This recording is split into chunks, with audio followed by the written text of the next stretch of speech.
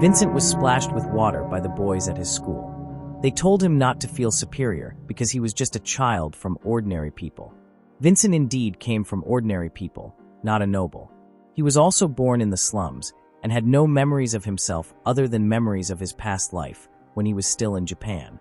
He died in a plane crash after hearing the news that his younger sister was missing and then reincarnated in this world. After that, he was brought together with Lona, who then gave him the name Vincent. After Lona came and helped the slum residents, he always trained to become the best butler for Lona, even helping Lona to avoid her bad ending. In a city full of coughing people, a boy together with a man who was coughing heavily. The boy asked if the man was okay, then the man collapsed. Meanwhile, the boy kept coughing until he also fell. The boy wondered if he would die here, even though he wanted to see his family one last time. When he fainted, suddenly a handsome man said good morning and praised his smile. He observed the person, then told his younger sister not to play Otome games in the living room. His sister asked why not because she also wanted to see the CGs on the big screen. The girl felt that the man named Leonhardt made her heart flutter because he was so sweet. Her brother asked if his sister was serious. He pointed to another character and asked what about that man. His sister said the character named Vincent was not bad because he was quite friendly and gave him 4 stars. Her brother felt Vincent was not too bad. However, his sister gave Leonhardt 1 billion points, making the man question his sister's way of scoring. When he saw a girl from the Otome game, the man was surprised because she looked really cute. His sister was puzzled because the girl was the MC's rival and her personality was really bad. The man said the girl didn't look like that. Then a few days later, the girl was shocked that her brother was playing Felicity Color.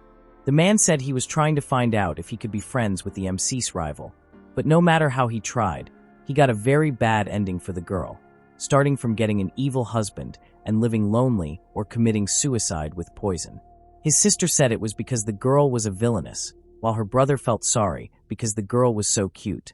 The man even thought about making the girl happy. Several years later, the man was 25 years old. He became fond of traveling as a hobby after getting a good job. So he took 5 days off and enjoyed his vacation. He called his mother and offered to buy some souvenirs. However, that was the first time he heard the news that his younger sister had gone missing, and it happened a month ago. The man was puzzled and protested to them for at least telling him earlier. He suddenly took a flight back to Japan, but never returned home. It was because the left-wing engine suddenly caught fire and flew toward a mountain. The man apologized to his mother and father. He then lived in a world called Titania, precisely in a human kingdom called Wendell. There was a plague known as fever runs rampant. There was no special medicine for that disease. In the worst case, they might end up dying, and the only treatment done for this was an herb that lowers fevers, but everything had been bought by the nobles, while slum people like them had no choice but to wait to die if they suffered from it. The little boy called his mother and father. He realized he had just dreamed about his past life. In his past life, he worked at a Japanese foreign investment company, but after waking up from the plane crash, he became an orphan living in the slums of the Wendell Kingdom. He had no name. He didn't even know his age. When he woke up, he wondered where he was now. Suddenly someone came when he woke up. The girl asked him to drink the medicine that would reduce his fever. The boy drank the medicinal water, then fell asleep again. Meanwhile, the girl said the medicine would work soon, so the boy didn't need to worry anymore, then placed a compress on the sleeping boy's forehead. After that, the boy was examined by a doctor. The doctor said the spots in the boy's mouth had disappeared. After that, the boy asked where he was now. The man answered this was a temporary hospital built by Count Wreath's family. The doctor asked if the boy had heard about them. The boy said he never had. Then the doctor explained that Count Wreath was the feudal lord of the Central East District. He explained they not only had farms, but also a herb garden. The boy was puzzled because a count ran a farm. The doctor explained they started the herb garden because of the pandemic and managed it to grow fever-lowering herbs in large quantities. Because of them, everyone now could use the herb, not only residents in the royal capital, but also those who had no home. He said the latter especially because the daughter of Count Wreath loved visiting these slums. The boy wondered about the count's daughter he meant. After that, the doctor pointed to the girl who was taking care of things together with her servant. The doctor then told the boy to take some food if he felt hungry. The boy agreed. After that, he peeked and was noticed by the girl. The girl felt the boy looked better even though his face was still pale. The girl then asked what his name was, making the boy confused because he only knew his name from his past life, but he had no parents or a name in this world. The girl asked if the boy had no name. The boy confirmed he had no name. The girl understood, then she decided to call the boy Vincent. The boy was surprised, while the girl said it was almost time now. Someone then called everyone to gather around because the young lady had an important announcement. The knight helped the girl stand on the stage. Then the girl said they had successfully reduced the spotted fever pandemic, and they had also decided to tear down buildings in this area to expand their farms and herb gardens. She also said of course they would need manpower, so she wanted the people living in this area to work for them. A man accused the girl of only planning to make them work like slaves, while the knight said their working conditions would be the same as the people who served the Wreath family, and they would get a mattress and 3 meals a day. The girl then asked them to consider it. The people felt happy because they would get a job and food and muttered the girl's name, Lady Lona. Lona then said Vincent would also work in the mansion. Vincent agreed and said he would like it. Vincent felt the girl, Lona Wreath, never smiled, but her words always shone brightly. The girl changed his life and gave him something new, hope for all the people living in the slums.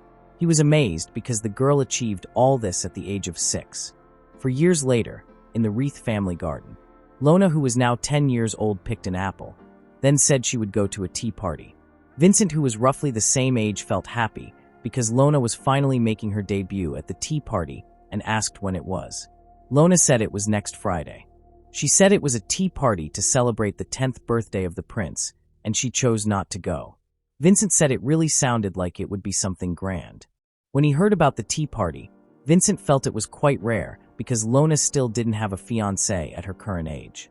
He thought about how tea parties were usually used for matchmaking, making him feel that he might spend less time with Lona as they grew older.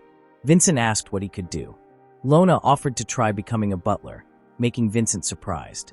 Lona said Vincent was a hard worker and Lawrence, the head butler, also saw potential in him. Vincent asked if that was true because he would go ask Lawrence to make him his apprentice. Lona told him to do that, and if Vincent became a great butler, it would make things easier for the girl too. After that, Lona thought after she attended the tea party, she wouldn't be able to spend more time with Julia anymore. Vincent knew Julia was Lona's beloved horse. Vincent knew that, but he told Lona that the smart Julia would surely understand. He then handed over saying to Mr. Romani to take his apples. A woman thanked Lona for her hard work, while Lona discussed the next field that was there. Vincent was surprised because his young lady was still planning to work. Lona explained she meant the field over there would be ready for the next harvest. Vincent felt relieved because earlier Lona looked like she wanted to harvest it immediately. Lona explained she wouldn't take any other jobs. Mr. Romani allowed her to go and leave it to them. After finishing, Vincent thought about Lona, who was studying etiquette. He called Lawrence and asked him to make him a butler apprentice. Lawrence felt happy because Vincent was finally interested. Then he asked Vincent to fill out a form for him. Vincent asked what it was. Lawrence answered it was an adoption form. Vincent was surprised because he only wanted Lawrence to teach him how to become a butler, and how could it become like this? Lawrence explained that becoming a butler was a family secret. He explained there was a lot of secret information known by a butler. However, Vincent was not sure because he had been abandoned by his parents. He felt it would be a burden for Lawrence and the Wreath family. He felt worried if Lawrence adopted someone without a background like him. Lawrence said Vincent's hard work was more than enough to make him trust the child. Moreover, the Wreath family wouldn't care about something as small as that. Vincent confirmed that because Lona, the master, and Madam also none of them judged him from his childhood. After that, Vincent asked if he only needed to sign it. Lawrence agreed. After filling out the form, Lawrence said he had officially become Vincent's father now and asked the child to call him Daddy from now on. However, Vincent refused, making Lawrence silent, while Vincent thought his name was now officially changed to Vincent Serenade. Lawrence asked what kind of nickname Vincent liked and offered Vinny, Vince, and Vincent said anything was fine, but Lawrence scolded him to call him father even though Vincent still refused. Vincent then asked Lawrence to train him as a butler as soon as possible and asked where he should start from. Lawrence said he was quite strict, asking if Vincent could endure it. Vincent agreed and said he would do anything. Lawrence said as a start, he asked him to go and remember the names and faces of everyone who worked in this mansion. When Vincent was surprised, Lawrence explained that a butler was also responsible for managing everyone who worked in the mansion. He explained the maids were managed by the head maid, but for male servants up to the cow keepers, they were managed by the managers of the farm and orchards who worked under him, so in general, they were the butler's subordinates. Lawrence explained they not only needed to remember their names, but also their personalities, strengths, and weaknesses. That way they could know the most suitable jobs for them. Vincent was nervous because this mansion had many servants equal to a duke's mansion. Vincent then decided he would greet everyone. Lawrence agreed and told him to finish it quickly because he still had many things to teach him. Vincent, who left, agreed. Vincent was excited because he would become an extraordinary butler and accompany Lona to her tea party. When he muttered his own name, Vincent Serenade, he suddenly felt he had thought of this name before. After that, on Friday, the day of the tea party, a man excused himself to enter his room, then whispered something to him. Vincent asked if there was something. Lawrence answered it seemed Lona returned earlier than expected.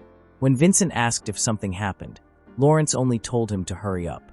Meanwhile, Lona said she would not forgive him because of the tea party held to celebrate the prince's birthday.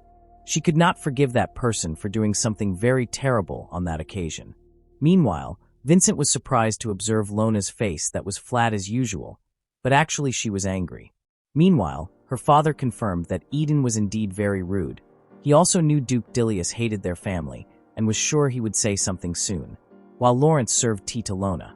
The girl drank it quickly, then asked permission to return to her room. Vincent was surprised and chased after the girl. After that, Lona told about Eden, the son of Duke Dilius, who made other young ladies with charming appearances serve him at the tea party, making Vincent surprised. Then Lona said the child asked her to join. Lona felt there was a limit to how ridiculous someone could behave, and Vincent confirmed. The child knew the tea party was never only for socializing, because the main purpose was to find a fiancé for the prince. Vincent felt if the prince's fiancé candidates were ordered by Eden to serve him, Eden would be scolded. Vincent guessed Lona spoke to Eden about his behavior. Lona said she really wanted to hit him, making Vincent assume the girl must have tried to hold back. Lona said it was the prince's birthday, so she would not do it, making Vincent feel relieved. Lona said Prince Leonhardt only laughed at it, but she felt the duke's son should support the prince in the future, so his behavior was quite worrying. Vincent was surprised when he heard about Prince Leonhardt. Lona apologized to Vincent, then said she had calmed down after telling this to Vincent. She said she would apologize properly to the duke tomorrow and asked Vincent to tell Lona's father. Vincent refused because Lona had done nothing wrong at all. Lona confirmed, but the Duke Dilius family was not only higher in status than them, but also held an important position in the army as the commander of the knights, so being enemies with him would bring no benefit. Moreover, the Duke had seen Lona's father as his enemy. The girl hoped she could resolve this matter better, thinking she still had a long way to go. Then she left and said Vincent's brewed tea was very delicious. While Vincent was touched by her because Lona was still 10 years old and already had a good understanding of her family's politics, moreover she was willing to yield and apologize. Vincent felt annoyed at Eden until he wanted to convey his opinion to the child. After that, Vincent looked dazed while studying. Lawrence asked what the problem was, while Vincent immediately apologized. Lawrence said the child looked distracted, so he asked. The man asked if the child was worried about Lona and allowed him to rest if he couldn't focus. Vincent said he was fine and apologized even though he was worried about the girl. The child could not stop thinking about the two names mentioned by Lona, Eden Dilius and Prince Leonhardt. Vincent felt he had heard both names in his past life when he was in Japan. He suddenly remembered Felicity Color. Lawrence was puzzled and asked what Vincent meant. While Vincent was surprised and apologized to Lawrence, reasoning that he didn't feel very well and asked permission to leave. Lawrence allowed it and told him to rest. Meanwhile, Vincent ran until he was exhausted to a quiet place. Finally, he remembered it now, about Leonhardt Claire's Wendell, Eden Dilius, Kelly Wreath, and himself, Vincent Serenade. All were names of love interests in an Otome game called Felicity Color with the protagonist's rival, Lona Wreath, who was the villainess with only bad endings waiting for her. Vincent couldn't believe he had reincarnated into an Otome game. Count Wreath said they would head to Duke Dilius's place to apologize and hand over responsibility at the mansion to Lawrence. Lawrence agreed and asked them to take care. Vincent asked if Lona was okay and told her not to push herself too much. Lona answered she was fine and thanked him. After that, Vincent asked if they would be forgiven. Lawrence said no matter how Vincent thought about it, the Dilius family was at fault. He felt even if Lona scolded Eden, it must be because there was a problem with Eden's actions. Vincent said Eden made one of the fiancé candidates serve him at a tea party aimed at finding a fiancé for the prince. Moreover, the child also asked Lona to join.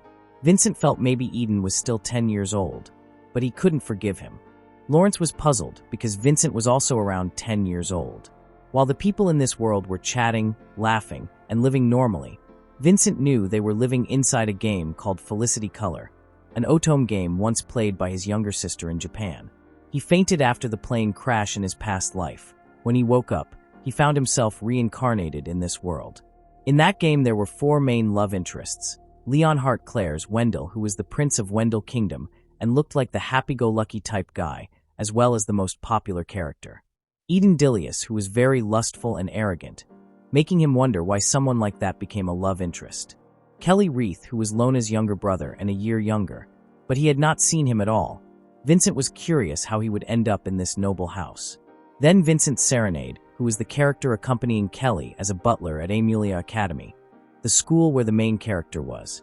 Vincent thought the main problem was Lona Reith, who appeared in the game as the villainess.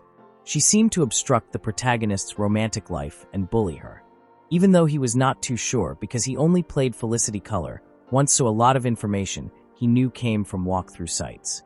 He felt strange because even though Lona always looked expressionless, she was a better person than the people he knew, making him wonder how she could become a villainess and would bully the protagonist. Vincent shouted that it was impossible. Lawrence, who was in his room, asked what was impossible, making Vincent surprised. Lawrence apologized because he had knocked, but Vincent didn't hear it. Lawrence then reported that their master and young lady had returned. After that, in the living room, Countess Reith asked what happened. Count Reith said Duke Dilius said he would be happy to make Lona his son Eden's fiancée and bowed for this too. Lawrence, Countess Reith, and Vincent were surprised. Count Reith explained he had never seen the Duke behave like that before and suspected his hands must be quite tied because of his son's actions. It was also apparently the first time Eden looked sad after being scolded, and the Duke felt Lona was the only one for his son. Countess Reith didn't know what to say and asked about her husband's response. Count Reith said he asked Lona to decide. Lona said she had no particular reason to refuse. Vincent was surprised because Lona accepted it. Lona explained they were a Duke family and Lona's status was lower than theirs, so Count Reith could gain connections with Duke Dilius too. Lona asked if there was anything wrong with that. Her father felt there was nothing wrong with that, but looked confused. While Countess Reith asked how Eden reacted because Lona would become that child's fiancé. Lona said Eden kept whining about how much he hated her, but this was something decided by Duke Dilius. Lona was curious if his whining would change the Duke's decision. Count Reith felt if they refused Duke Dilius's offer, Lona would still marry someone someday. Lona asked when that happened, what would happen to their family. Suddenly Count Reith gasped, while Countess Reith said they would no longer have an heir. Countess Reith asked her husband to find someone to adopt as soon as possible because rumors would start spreading everywhere when the Duke announced the marriage arrangement. Count Reith confirmed, then ordered Lawrence to hurry and contact their relatives to find out if there was someone they could take.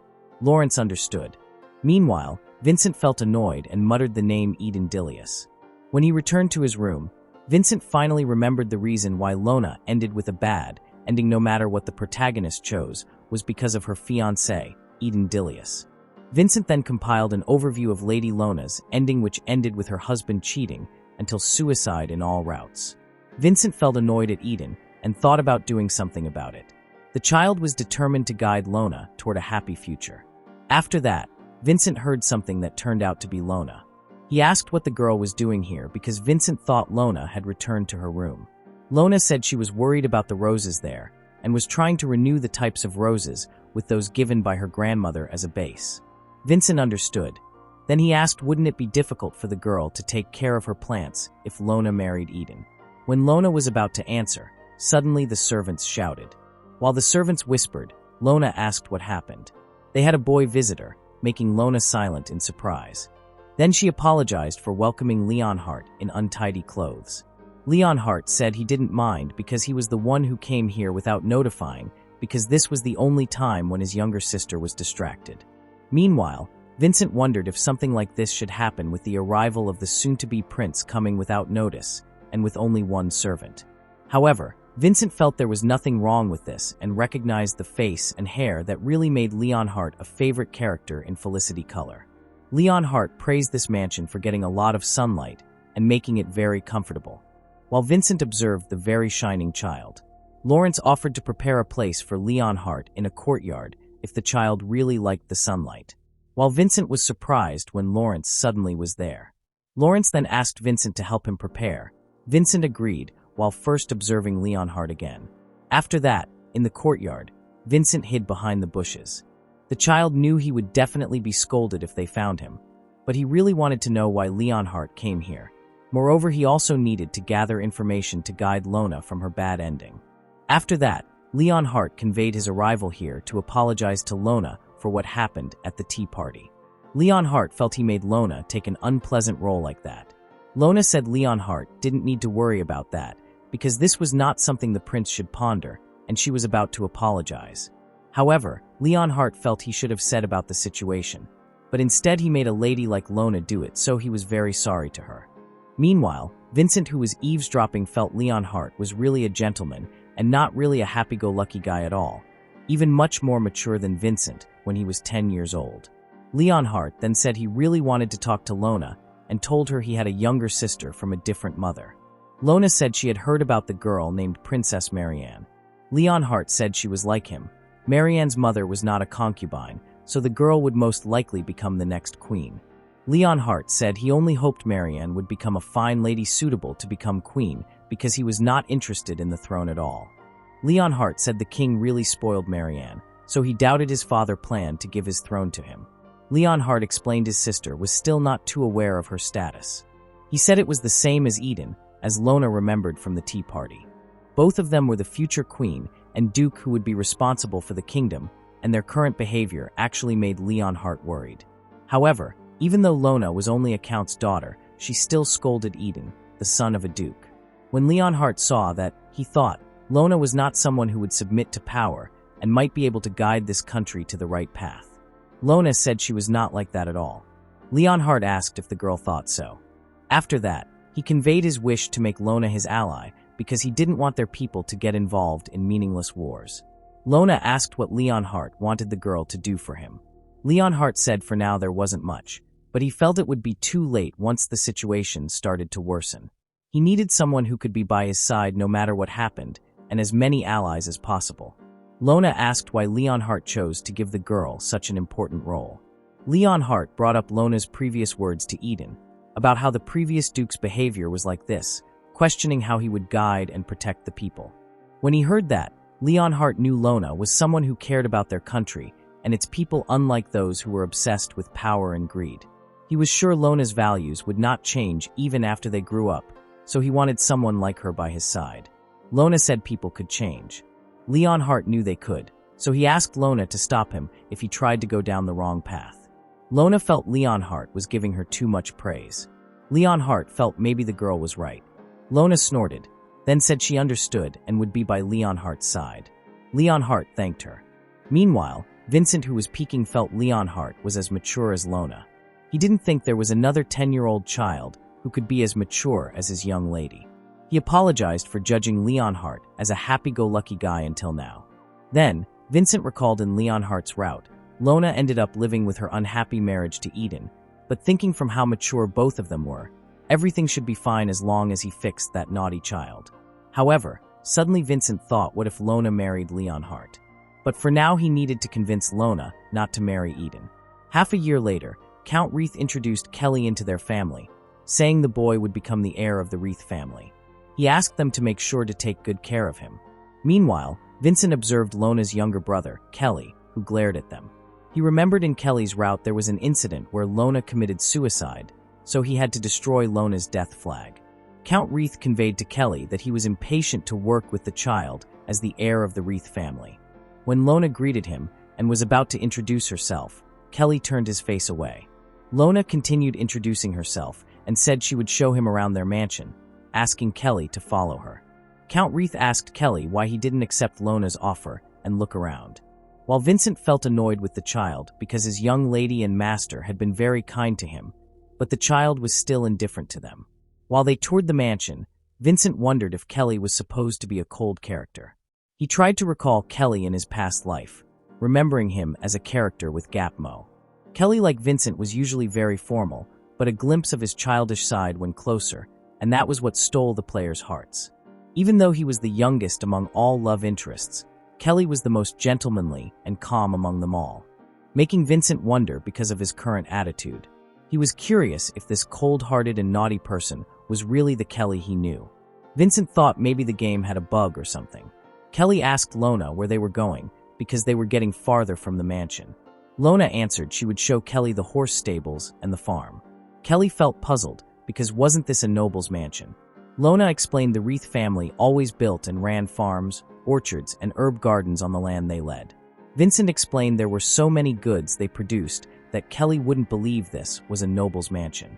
He also explained the Wreath family that saved this country about 4 years ago by opening the herb garden to counter the spotted fever epidemic. Kelly was surprised when he heard it and said he also suffered from it, making Vincent surprised. Vincent said he had also caught the disease and the slum residents seemed to only wait for death, but they were saved by the herbs from the Wreath family's garden. They also allowed him to serve them afterward. Vincent felt he had nothing to show his gratitude to that family. Meanwhile, Kelly fell silent. Then he asked Lona what they would do at the horse stable. Lona said she would have him take care of his horse, making Kelly wonder what she meant. Lona said a new foal was born the other day, and it would be sold to the knights if Kelly didn't want it, making Kelly feel sad and wonder why. There, they met a dog that caught Kelly's interest. While Lona praised the dog as a good boy and introduced the dog, named March the herding dog, to Kelly. Kelly asked if he could pet it. Lona allowed him. After that, Kelly pet the dog. March also licked him happily. Vincent asked if Kelly liked animals and explained they also had his wife's dogs March, Peace, and Mimi, a cat that helped them chase away mice. Lona said some of them were very wary, saying Kelly had better not be in a hurry to get to know them. Kelly agreed. When they arrived at the horse stable, Lona explained the horse on the right was Kelly's, while Kelly felt very happy seeing the very small horse.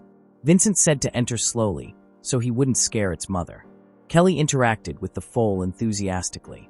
When his finger was bitten, Kelly said the foal couldn't eat his hand. Lona told Kelly the foal still didn't have a name and offered Kelly to give the foal a name if the child wanted to take care of it.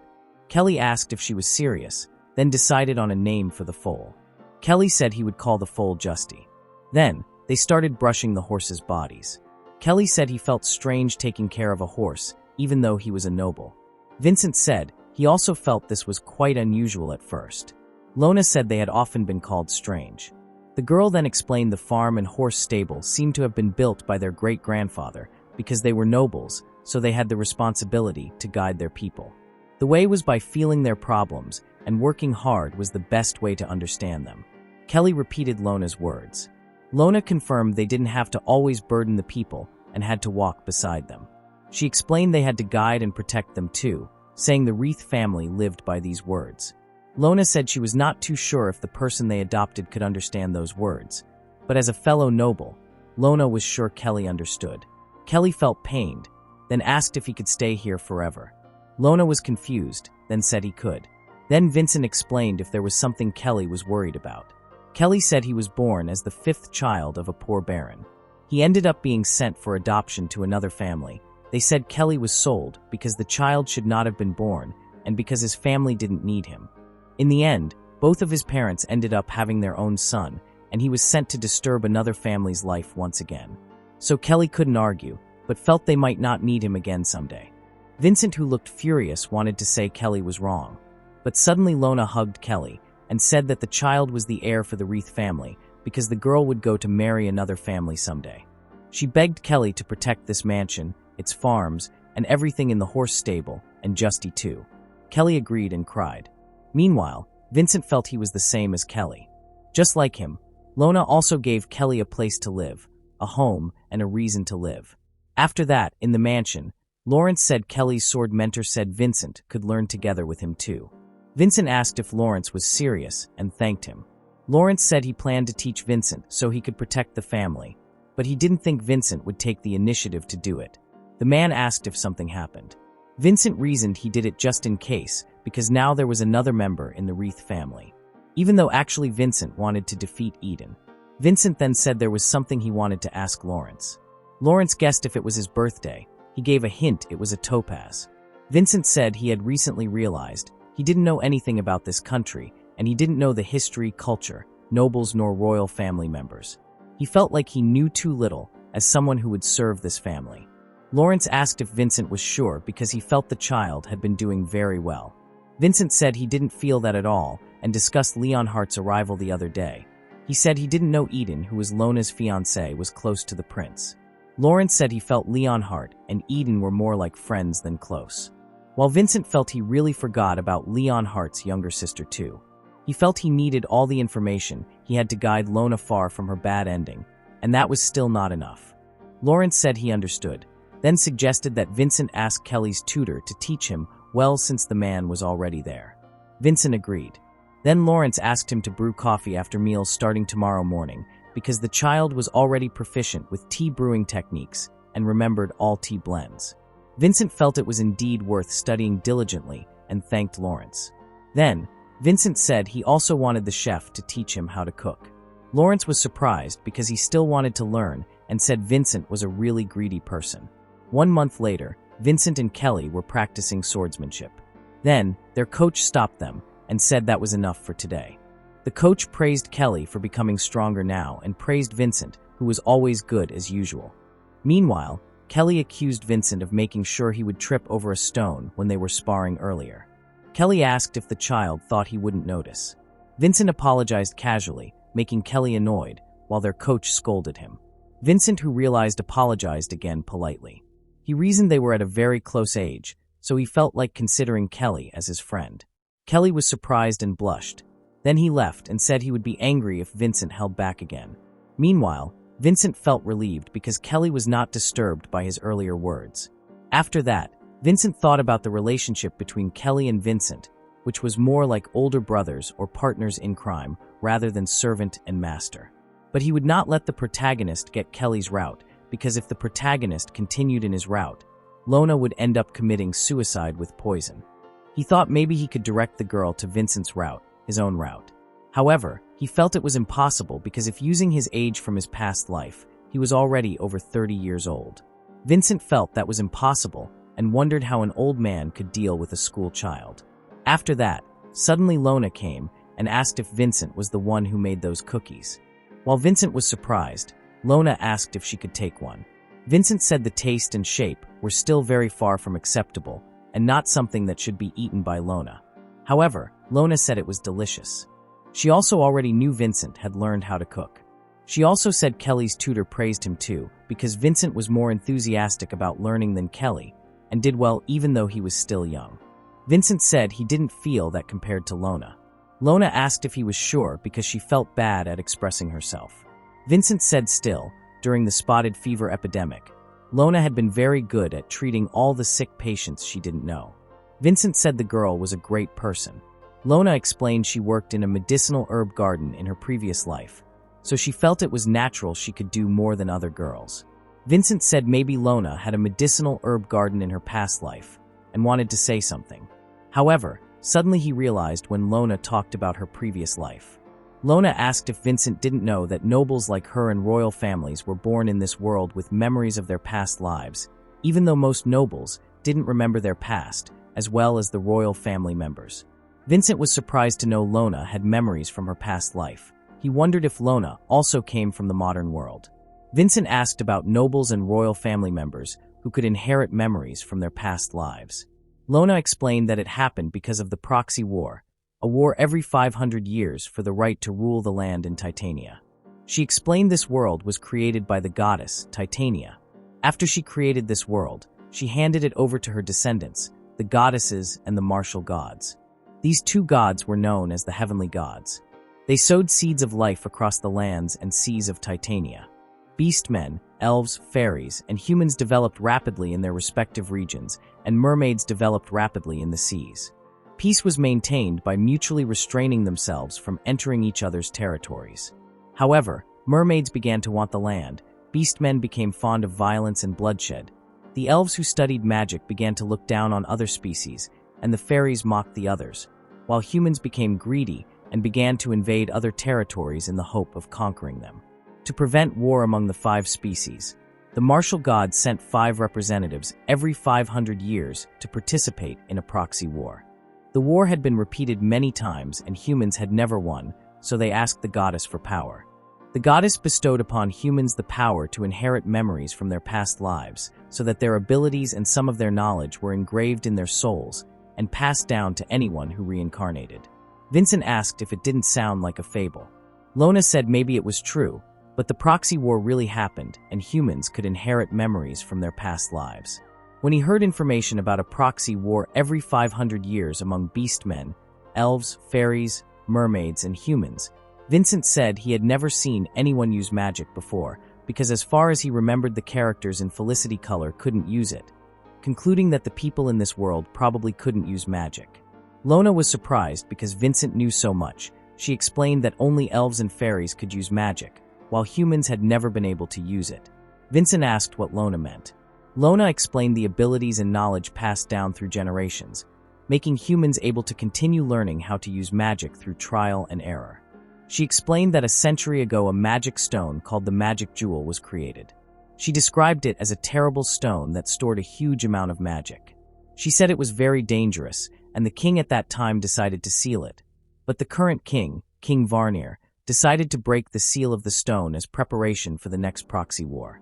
She said at Amelia Academy, students with high aptitude for magic were selected and seemed to be trained with the magic stone so they could use magic. Vincent then asked if that meant Lona came from Wendell Kingdom in her past life. Lona, who was confused, agreed. Vincent felt disappointed because Lona was not reincarnated from the modern world like him.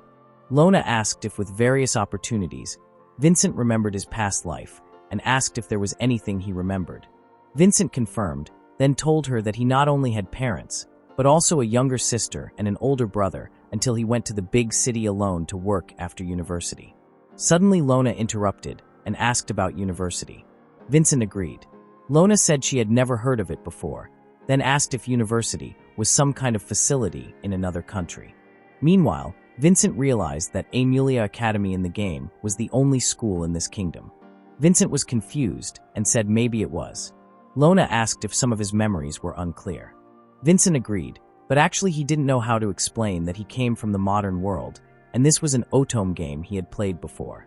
Vincent guessed Lona would think he must be crazy. Moreover, the reason he played it was because he fell in love at first sight with Lona, so he couldn't tell her that. Then Lona asked if Vincent had memories from his past life. That meant maybe Vincent was a noble. She said she had heard there were some ordinary people who were born with memories of their past lives, although it was rare. Vincent asked if that was true. Lona confirmed it. After that, Lona suggested Vincent register for Amelia Academy, making Vincent surprised. Lona explained it was the rule, regardless of status. Vincent had to register for Amelia Academy if he had memories from his past life. Vincent asked why they had to do it. Lona explained it was so Vincent could become a better person in the next life by entering Amelia Academy at the age of 15 and studying there for 4 years. Vincent could learn various things. She said those who excelled could become researchers, and if Vincent could contribute to the country, maybe he could even get knighted. Vincent then revealed he wanted to serve Lona until the end of his life, and he wouldn't be able to serve Lona if he became a student. However, Lona advised him to still study there because it was the law. She asked if maybe Vincent didn't like the idea of going to the academy with her, making Vincent surprised. Lona said the two of them would become students at the academy and Vincent would not be her servant or butler.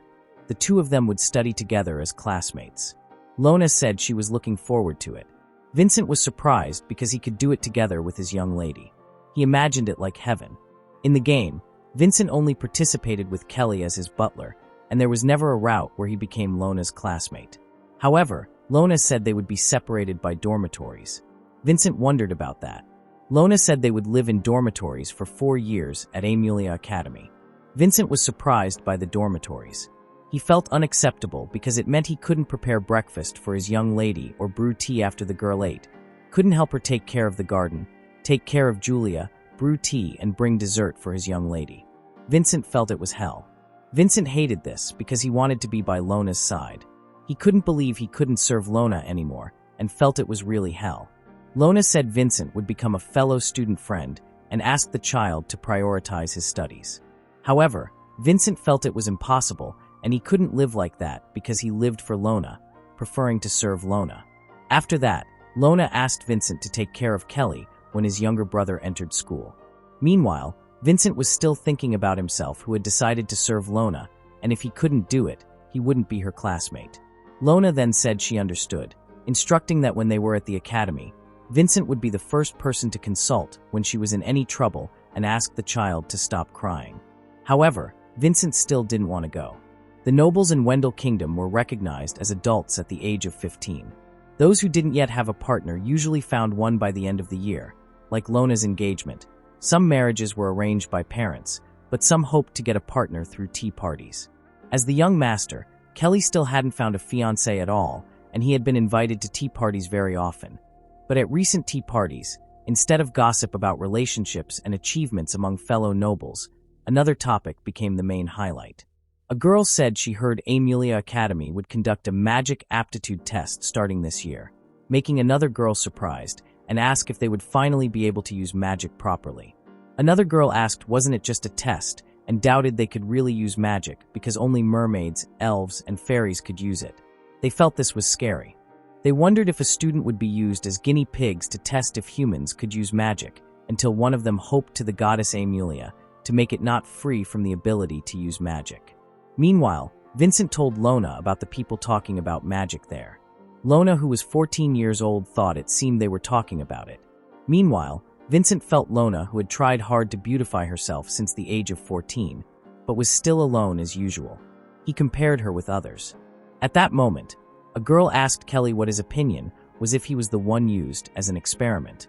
Kelly, who was 13 years old, answered with the position as a statesman his duty was to bring peace to this country and make their people feel comfortable. The king was clearly forced to play a difficult role for them too. However, the girl heard a rumor that the aptitude for magic would be needed for fighting in the proxy war. Kelly said if he ended up participating in the proxy war, with all his honor, he would come to the fight with all his strength for their kingdom and for the king. His answer made them all amazed and praised Kelly as extraordinary as usual. Vincent felt Kelly had really become better at putting on an innocent face, even though he was still childish, as usual inside. Lona confirmed Vincent's inner words. Meanwhile, Vincent realized the boys would be attracted to his young lady, but because of Lona's fiancé status, Eden, no one was brave enough to talk to her. He wondered if Lona would continue to isolate herself at Amelia Academy, and if something became bad, people would see her as someone terrible, so she would be judged as the villainess and become the main reason her doomed flag would start waving. But Vincent would not let that happen.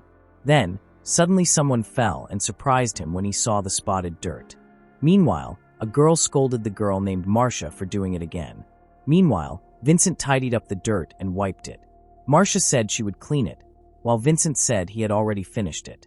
And the girl asked Marcia what she was doing. Marcia was surprised and apologized deeply to her young lady. Meanwhile, Vincent felt Marcia was very young and seemed the same age as him. Marcia's young lady asked who let the girl work when yesterday she had already fired her. Marcia apologized to her young lady and said she had no place to live if she left. Her young lady said it was not her business and asked Marcia to pack her things, then leave. When Marcia begged, her young lady glared and was about to slap her, telling her not to touch her with her hands. However, Lona came and stopped her, saying there were still guests there, making the girl surprised. Meanwhile, Vincent felt amazed by his young lady, who was always cool as usual. After that, people whispered and murmured to each other, while Lona deeply apologized to the girl because her servant did something unnecessary. Vincent immediately apologized for acting on his own. The girl said nervously it was no problem at all. Then, Lona said a maid at her residence had retired because of old age and said maybe they could take the girl's maid to replace her, surprising Marcia. Lona said the cleanliness of their mansion was not up to standard, so it might be quite difficult.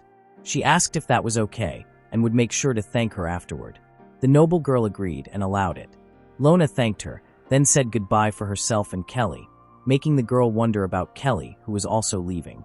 Kelly told her to invite them again and thanked her very much for accepting them. After that, Vincent said he would immediately call a carriage. Then Kelly asked what the maid girl's name was. Marcia then introduced herself. Kelly told her to take her things. Marcia said she would do it now. After that, inside the carriage, Vincent asked if the two of them were cold. Lona answered she was fine, while Kelly answered he liked the cold air and wondered if it would snow. Kelly then asked how far Marcia had to go to take her things. After saying it, suddenly a falling sound was heard. Vincent said he would try to go see it. The young man asked if Marcia was okay. Marcia said she was okay, while Vincent noticed the many things of hers that had fallen. After that, he invited Marcia to go, while Marcia asked him to go slowly with her accent. Vincent was confused hearing her accent, then said they had better hurry because his young lady and young master were waiting. Marcia agreed. Afterward, Vincent thought if Marcia was a character with an accent because he rarely found a blonde with dark blue eyes like that. Moreover, the girl was a clumsy girl with braids and looked really beautiful too if observed closely. He also didn't mind blonde characters and liked them, but Lona was still the best. Upon arriving there, Vincent apologized for making them wait. Then, he asked Marcia to hurry and enter there. Marcia asked if it was really okay. Vincent who said Marcia would catch a fever with thin clothes like that, making the girl thank him. After that, Lona realized she hadn't introduced herself yet. Then she introduced herself to Marcia. Kelly also introduced himself. Meanwhile, Marcia was very grateful to them for employing someone like her. Vincent felt proud. He understood Marcia's feelings and praised Lona, who was so extraordinary that it made him think if she was actually the reincarnation of a goddess. After that, Lona said she felt Marcia was the same age as them, then asked where her family was. Marcia said her father and mother died from a plague, so she lived with her grandmother. But a year ago her grandmother got sick, so she worked because she had no money to buy medicine or take her to the doctor, making Lona understand. Meanwhile, Kelly said he was sure good things would be obtained as long as Marcia was with them.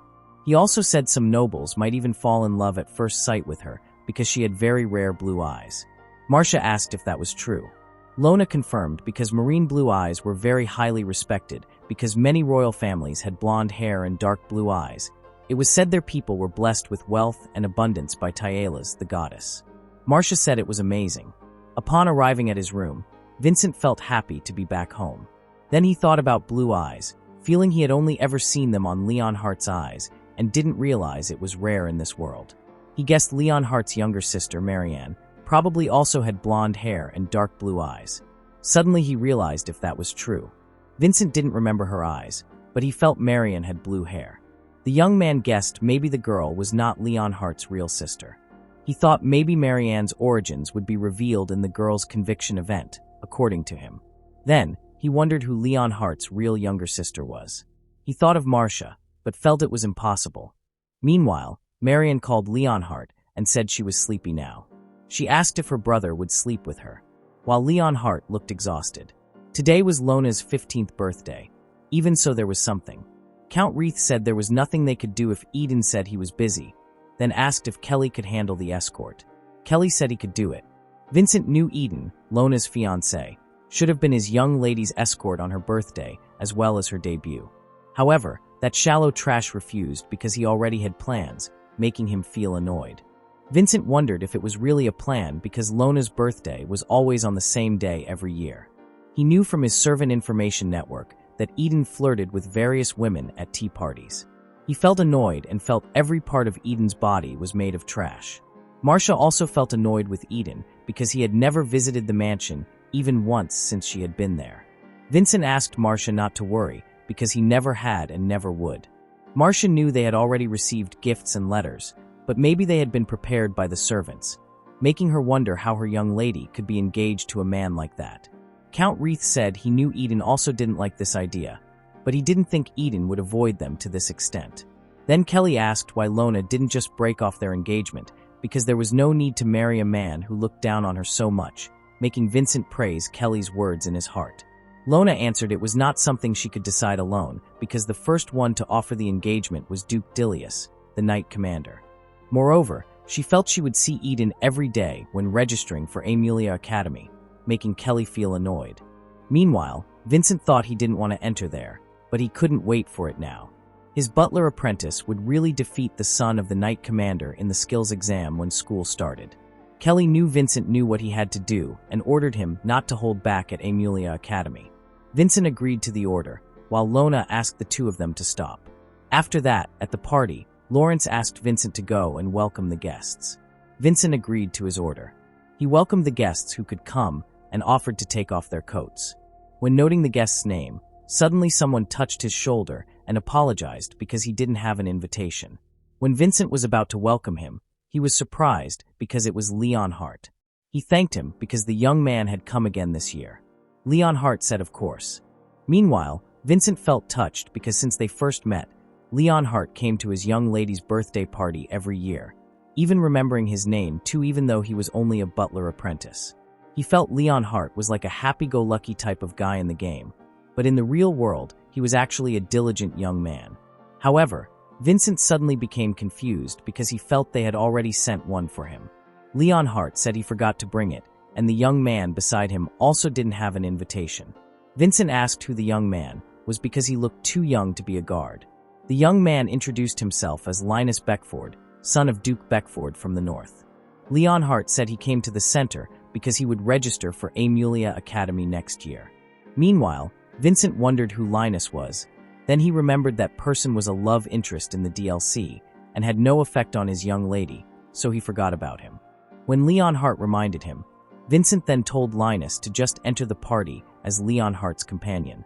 He then offered the two of them some drinks and asked if there was anything they liked. Leon Hart said he wanted honey tea and liked honey tea from the Wreath family. He also asked Linus to try it, so Linus also asked for honey tea. However, suddenly Marcia bumped into Vincent. Vincent scolded Marcia because it was dangerous. Marcia apologized because there were many things to do, so she couldn't concentrate. Vincent then scolded her visible accent and said it was no problem if Leon Hart laughed at the girl. Marcia was surprised to hear about that, while Leon Hart then appeared and greeted her. The two of them fell silent when their eyes met. Meanwhile, Vincent wondered because he had heard blonde hair and dark blue eyes were rare, but their faces were also quite similar. After that, Vincent served their honey tea to Leon Hart and Linus. He explained it came from rose petals grown in this mansion and soured with lemon. Then the two of them thanked him. When Leon Hart drank it, he asked if he could get another cup. Vincent agreed, then asked if Leon Hart was that thirsty. Leon Hart said he had quite a hard time getting there because they sneaked out of the castle without Marion knowing, and they were also caught by some nobles too. Linus said they were worried Mary and would realize they were gone, so they would greet Lona as soon as possible. Vincent then guided them to meet her. Leon Hart thanked him and appreciated it. Meanwhile, Marianne was sometimes discussed at tea parties because she was very possessive of the prince, and because of that, the young man still hadn't gotten a fiancé. The girl seemed not to allow Leon Hart to talk to girls at a ball, making Vincent look annoyed. When approaching Lona, Vincent excused himself to his young lady, then reported that Leon Hart and Linus had arrived. Leon Hart wished Lona a happy birthday, while Linus felt honored to meet her and introduced himself, then gave birthday congratulations. Lona thanked him, then introduced herself. Leon Hart then gave Lona this year's gift, making Lona thank him for bringing one every year. When Vincent handed the gift, Leon Hart praised Lona's pendant, which suited her very much. Lona said this was a gift she got from her birthday last year, and she didn't know who sent it, but Lona had come to like it. Meanwhile, Leon Hart said every time they met, Lona was like that. His smile made Lona blush. Then, Leon Hart asked if Eden wasn't here today either. Lona agreed. Linus asked if the Eden meant was the Knight Commanders. Leon Hart confirmed and said he was Lona's fiancé, but he didn't come to Lona's birthday party this year. Linus was angry because Eden didn't come to his fiancé's birthday party and considered it rude. Lona said she appreciated Linus's concern, but she was fine, while Leon Hart scolded Linus for being too noisy. Linus apologized for that. Meanwhile, Vincent felt Linus was quite harsh, but he was a good young man. Then, a guard whispered something to Leon Hart, making the young man look gloomy. Leon Hart said he understood and thanked him, then apologized to Lona, even though he wanted to chat because it had been a long time, but he had to leave now. He said goodbye to her, then left with Linus. Meanwhile, people whispered about Leon Hart, who must have been called by Marianne, making them curious what would happen when the young man started entering Amelia Academy. They questioned the princess, who was already 13 years old and still like that, making them start to understand the people who supported Leonhardt becoming king, while someone told him not to talk like that. Kelly scolded them. Then he said this was a beautiful night. The young man then invited Lona to dance together, and Lona accepted it. After that, when Vincent was in his room, someone knocked on him. When he opened it, it was Lawrence. Lawrence asked if he was disturbing Vincent. However, Vincent asked if something had happened. Lawrence confirmed and told him about Marcia. Vincent asked if the girl had caused trouble again. Lawrence said he heard Marcia's grandmother's condition had become worse, so she said she wanted to return to the West for a while. However, the man felt maybe the girl couldn't pay for the operation with her current salary. Vincent also knew Marcia was already very happy to be able to put her grandmother in the hospital too. Lawrence said because of that, he planned to adopt Marcia, making the young man confused. The man explained if he became Marcia's adoptive parent, it wouldn't be a problem if he paid for her grandmother's operation costs, then asked for Vincent's opinion. Vincent said it sounded very much like Lawrence. Lawrence asked if Vincent was sure because it meant Marcia would become his younger sister, making Vincent mutter it, then saying he had no problem at all refusing it because it all depended on Marcia's opinion. Lawrence confirmed, then he apologized for disturbing him in the very late night. Afterward, the man said goodbye to him and wished him sweet dreams. Meanwhile, Vincent thought about younger sister. He thought it meant Marcia was the protagonist's rival in Vincent Serenade's route. He felt the setting in the game he knew, with only bad endings for his young lady slowly becoming clear, and he was determined to save his young lady from them. Crown Princess of Wendell Kingdom, Marianne, welcomed the arrival of her older brother and said they had cake today. However, Leonhardt asked if he could leave because they had already finished their tea because he needed to prepare himself for the academy. Marianne refused and asked if her brother had hurt himself. While the servants were frightened, Marianne continued to ask if Leonhardt knew why the young man could live like this. She said if there was no that girl, then Leonhardt would be expelled from the castle, and if the young man understood, then he had to listen to her words. Leonhardt then agreed. When at the dining table, Leonhardt wondered where the girl had learned that harsh tone. He guessed maybe it was because of the romantic novels Marianne read, and guessed if it came from the novel 100 Dragons. Meanwhile, Marianne prepared tea for him with a lot of sugar, making Leonhardt nervous. Leonhardt knew Marianne liked sweet things, but he felt it was too much sugar. When he saw Leonhardt putting in a little sugar, Marianne protested because her brother always put in too little. Leonhardt reasoned it was perfect for him. However, honestly he felt it was too much sugar, and he saw his mother die in pain because of the toxic white powder, which looked very much like sugar. Then, Leonhardt discussed Marianne, who would enter Amelia Academy after this year, and asked if his sister had already chosen a fiancé. Marianne said she said no to all of them. Leonhardt asked why. Marianne reasoned they only gave the girl shallow praise, making the young man puzzled. The girl explained they only praised her hair or dress. Leonhardt understood because they didn't find anything other than that to praise. While Marianne said she didn't want to marry someone unless he could see what was inside. Leonhardt felt it seemed like it was because they saw Marianne, but he didn't want to think about it because he didn't want to discuss it. Leonhardt asked if Marianne planned to live alone for the rest of her life. Moreover, the girl was the heir to the throne, and it was Marianne's responsibility to continue the royal family blood. Marianne imagined if she could marry her older brother. She asked if she could change the law. Leonhardt said not that far either. The girl also knew that it was impossible because their father had also said so, making Leonhardt surprised because the girl had already said it to their father. Leonhardt felt exhausted, thinking maybe Marianne would still be selfish even after the girl entered the academy. 5 months later, after Lona's birthday, the next day was finally the acceptance ceremony at Amelia Academy, which also made Vincent unable to serve his young lady as much as usual. The young man felt it was painful because since he died at the age of 25 in the modern world and lived for 15 years as Vincent, that meant he was already 40 years old, and wearing a school uniform felt very cringy until it hurt. Moreover, it was a very overly nice uniform. However, now because he had become a student living there, he wouldn't need to take a 2-hour trip just to reach the academy from the mansion, and he would also study with Lona. He thought if he forgot to bring an eraser, he could borrow Lona's, but he realized there were no erasers here. He then thought if he no longer had pencil lead, he could borrow Lona's, but there were no mechanical pencils here either. Vincent then thought not to trust everything too much to the walkthrough site, because here he could gather information from the love interests at the academy. He remembered the love interests that existed: Leonhardt, Eden, Kelly, and Vincent himself, so there were 4 of them.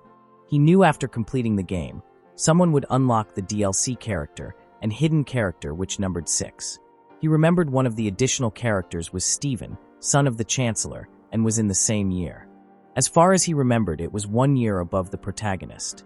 After that, Vincent was curious about what Lona was doing because he wanted to help her unpack her things too. Because earlier, Lona said she would be fine. Moreover, men were forbidden to enter the girls' dormitory.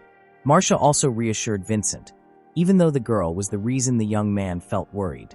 Lona then instructed Vincent to make sure to greet Leonhardt and Linus if the young man met them, as well as Eden. However, Vincent felt annoyed at Eden for treating his young lady very badly, even though he was her fiancé.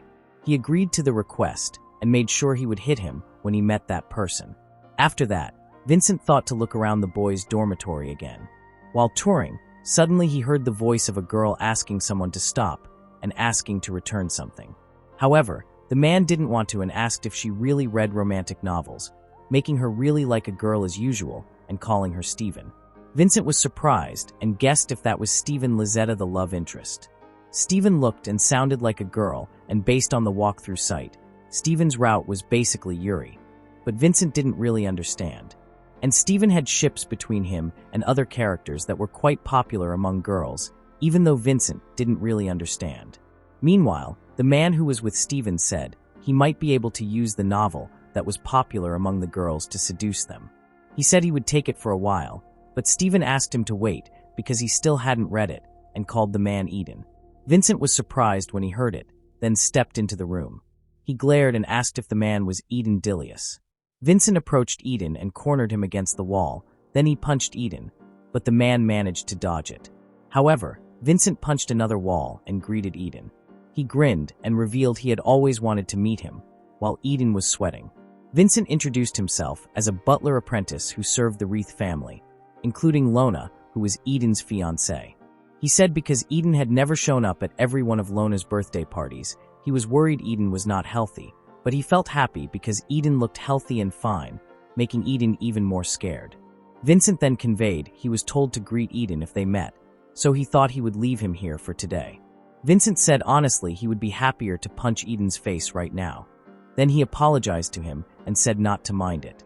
After that, he said he had better leave now and conveyed he would really punch Eden until he became pulp at the skill test, so he asked him to wait until then. Vincent conveyed that when he won, he would ask Eden to consider breaking off his marriage engagement with Lona. Then, Vincent said goodbye to Stephen. When Stephen was about to call him, Vincent gave Stephen his book and said it must be his book. He said his sister Marcia had once read this book. Stephen was surprised because Marcia read the same novel as him, Vincent confirmed. He remembered Marcia telling him it was a love story between a young lady and her butler, and saying it would be amazing if Vincent and Lona ended up like that. However, Vincent didn't expect a love story with a title like that because he felt he and Lona becoming lovers was impossible. Stephen then thanked Vincent. Vincent was confused because Stephen knew his name. Then he thought it must be because earlier he introduced himself to Eden. Vincent said it was no problem and asked Stephen to tell him if Eden bothered him because he would come immediately. Then Vincent asked if Stephen was close to Eden. Stephen confirmed because both of their fathers were good friends, so they were childhood friends, surprising Vincent. Vincent then remembered something and asked if Eden was also Leonhardt's friend. Stephen confirmed and said the 3 of them were childhood friends. Stephen then wondered because Vincent said he was Lona's servant, but was wearing a uniform. Vincent said he also had memories from his past life, so he could also register for Amulia Academy. He also felt it would be nice if they were in the same class, making Stephen interested. Meanwhile, Vincent thought about the class and asked if it was possible for Lona and Eden to be in the same class, and romantic things happened without him knowing, making Vincent swear he would kill Eden. One morning at the academy, Stephen greeted Vincent, then offered if he wanted to go to school together. Vincent accepted and thought if Stephen liked him. Even though he was a boy, Vincent thought going to school with someone cute didn't sound bad. Upon arriving at school, Stephen felt something very shining from somewhere, while Vincent greeted that person as Your Highness. Stephen realized it was Leonhardt. Leonhardt greeted the 2 of them. He knew the two of them had registered for the academy, but he was happy to be able to see them now. His smile made Leonhardt feel the young man was very shining. Then, Leonhardt asked why the two of them were together.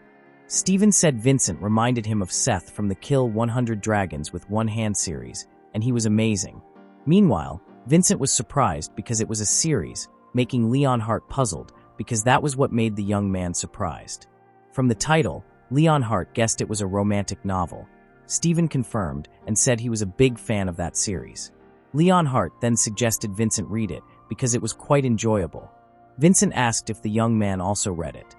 Leonhardt confirmed because his stepsister liked it and would only stay quiet when it was read to her, so the young man was forced to check every existing series for her. Vincent felt Leonhardt sounded like a doting brother, but his expression said otherwise. Suddenly, Vincent felt he smelled the presence of his young lady and ran, leaving the two of them to welcome Lona and offer to carry her bag.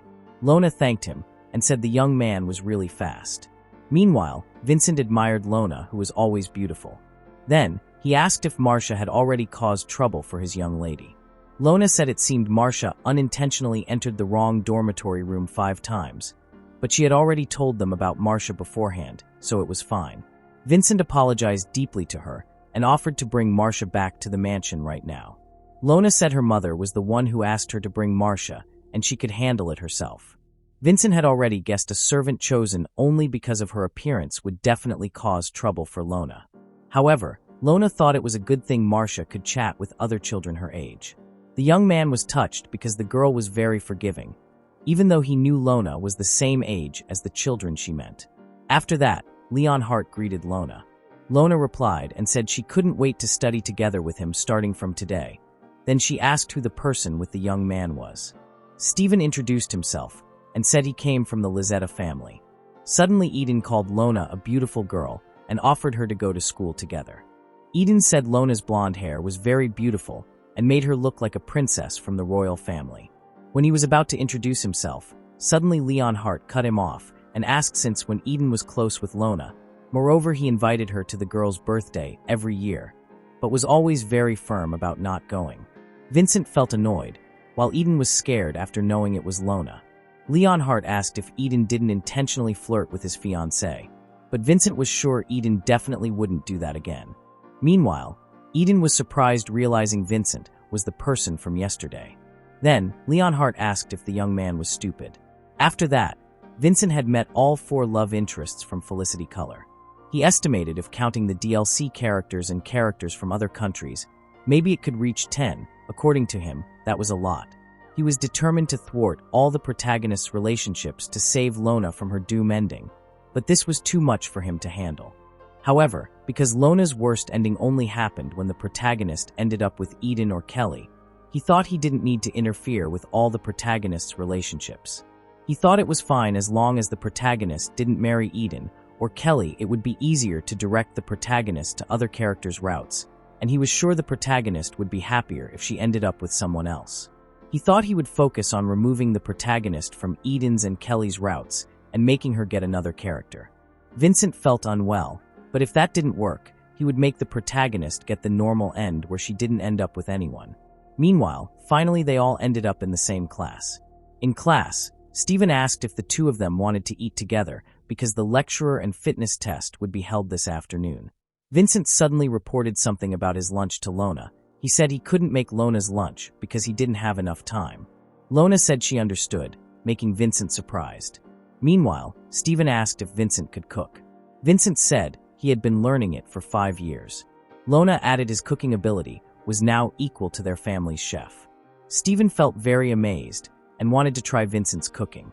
Vincent said that meant he would prepare lunch for Steven tomorrow. Leonhardt suddenly appeared and asked to be made some too. Vincent asked since when Leonhardt had been there. Then he asked if they had any food they disliked. Steven said he didn't like pickles, while Leonhardt could eat anything as long as it wasn't sweet. Vincent was puzzled because he thought Leonhardt liked sweet food because he always said he liked their family's honey tea. Leonhardt just didn't like sugar and had no problem with natural sweeteners, making Vincent puzzled. However, he then said he would prepare something without sugar, making Leonhardt happy. Meanwhile, Linus, who also looked like he wanted some, made Vincent offer him two. Linus asked if he was sure, while Vincent said the young man had been watching them very intently, so it made him feel he had to start talking to Linus. Vincent had never planned to cook for anyone other than Lona, but they were important except Eden. Linus was surprised and praised Vincent as a very good man, making Vincent thank him. Linus started talking about that honey tea. Vincent asked if he should bring some honey tea tomorrow, even though the taste might not be the same because they didn't have the ingredients from the Wreath Farms. Linus thanked him again and called him a good man. Vincent felt it wasn't really and asked Linus to let go. Leonhardt also admitted the honey tea from the Wreath family was very delicious. Meanwhile, Eden said it was stupid, making Vincent feel annoyed. However, Lona scolded him to stay in control. Eden said honey tea was a commoner's drink, and he couldn't believe Leonhardt liked it. He asked if Leonhardt had forgotten the fact he was from the royal family. Leonhardt was surprised to hear it was a commoner's drink. Vincent then explained its quality was quite high, especially the honey from the Wreath family. Eden then sneered at the Wreath who liked taking care of livestock in fields, feeling it was strange because they went to the trouble of lowering themselves to the soil and dirtying themselves with manure. He felt being treated equally to a family that smelled of soil left a sour taste in his mouth. Vincent felt very angry, but Lona held his hand, making him surprised until he fell silent when he felt his young lady's hand. Meanwhile, Leonhardt looked angry because of Eden, making Lona and Vincent surprised because Leonhardt turned out to be terrifying when he was angry. Then Leonhardt apologized to Lona and begged for forgiveness for his friend's behavior. Lona said she wasn't too bothered because she wasn't too fragile. Lona then said they had better go out quickly for lunch, or they wouldn't have enough time. Meanwhile, Vincent felt annoyed at Eden. He swore he would really punch that young man until he became pulp one day. Vincent sighed because he was not happy to be separated from Lona this afternoon because of the difference between the boys' and girls' tests. Leonhardt said the girls didn't have fighting exams and asked why this could happen even though he felt they could become strong too. Meanwhile, Steven encouraged Leonhardt to do his best for these skill tests because the results would affect their entry into the student organization, but Leonhardt looked indifferent. Vincent asked what that was. Steven wondered because Vincent had never heard of it. Then Steven explained the top 5 in the skill test could nominate themselves as student council members. It was the place for law and order of the academy, like the kings. Vincent asked if it was like they could be on the fast track for careers, but he wasn't interested. After that, Leonhardt said good luck to Eden and Steven, especially Eden, so he wouldn't lose his place as the knight commander to Linus. Eden asked why he would lose to someone like Linus, making Vincent shaken. Vincent encouraged Linus not to let Eden win, making Linus thank him, while Eden felt that person was acting too obviously. Vincent thought of this test as his chance to fight Eden one-on-one, but he wouldn't be matched against Eden until the very end. The problem was his first fight was against Leonhardt, and he didn't want to fight him. Leonhardt also said he didn't want to fight Vincent because he actually intended to kill. However, Vincent told him not to worry because he would only kill that annoying person, which could be heard by Eden. The first fight between Vincent and Leonhardt canceled the fight as soon as it started because he hated fighting and felt it was annoying to face, so Vincent won automatically. Steven regretted it ending in cancellation, while Vincent revealed he kind of wanted to fight him, but was really lucky. Vincent thought Leonhardt didn't just become the most popular because of his appearance, but also because his stats were higher than all the other love interests, and he was really the strongest in the game. Even though it was an Otome game, Felicity Color strangely had an elaborate battle system, and the number of players saved by Leonhardt's strength couldn't be counted because the game was actually Leonhardt feed others. Vincent then asked how Steven's fight went. The young man said he lost in the first round, making Vincent understand because he basically had 0 damage with weapons, but the magic he used was very special because it could increase the stats of all party members. Usually many players liked using him with Leonhardt, so it more or less became Leonhardt feat buffs and others. After that, Leonhardt told Vincent that Eden's match had already started. Eden was fighting Linus. At that time, Linus asked what happened to Eden's arm. He offered if it was better to hold back a little if Linus got hurt. Linus said it was nothing and no need to think about it because he wouldn't let Linus steal his position as the knight commander so easily. Linus understood, but he felt rather than stealing, he preferred to call it being given, making Leonhardt feel it was such an innocent taunt. When Linus attacked, Eden managed to parry it. The two of them then continued the fight, which was watched by Vincent until Linus attacked Eden and hit his arm part. But Eden managed to grab Linus's sword. Eden said he would lose his arm if it was a real sword, but the sword was made of wood. He told Linus there was no such thing as a fair fight on the battlefield. Meanwhile, Leonhardt explained Eden seemed to be a very great knight in his past life because he was always better with swords than him.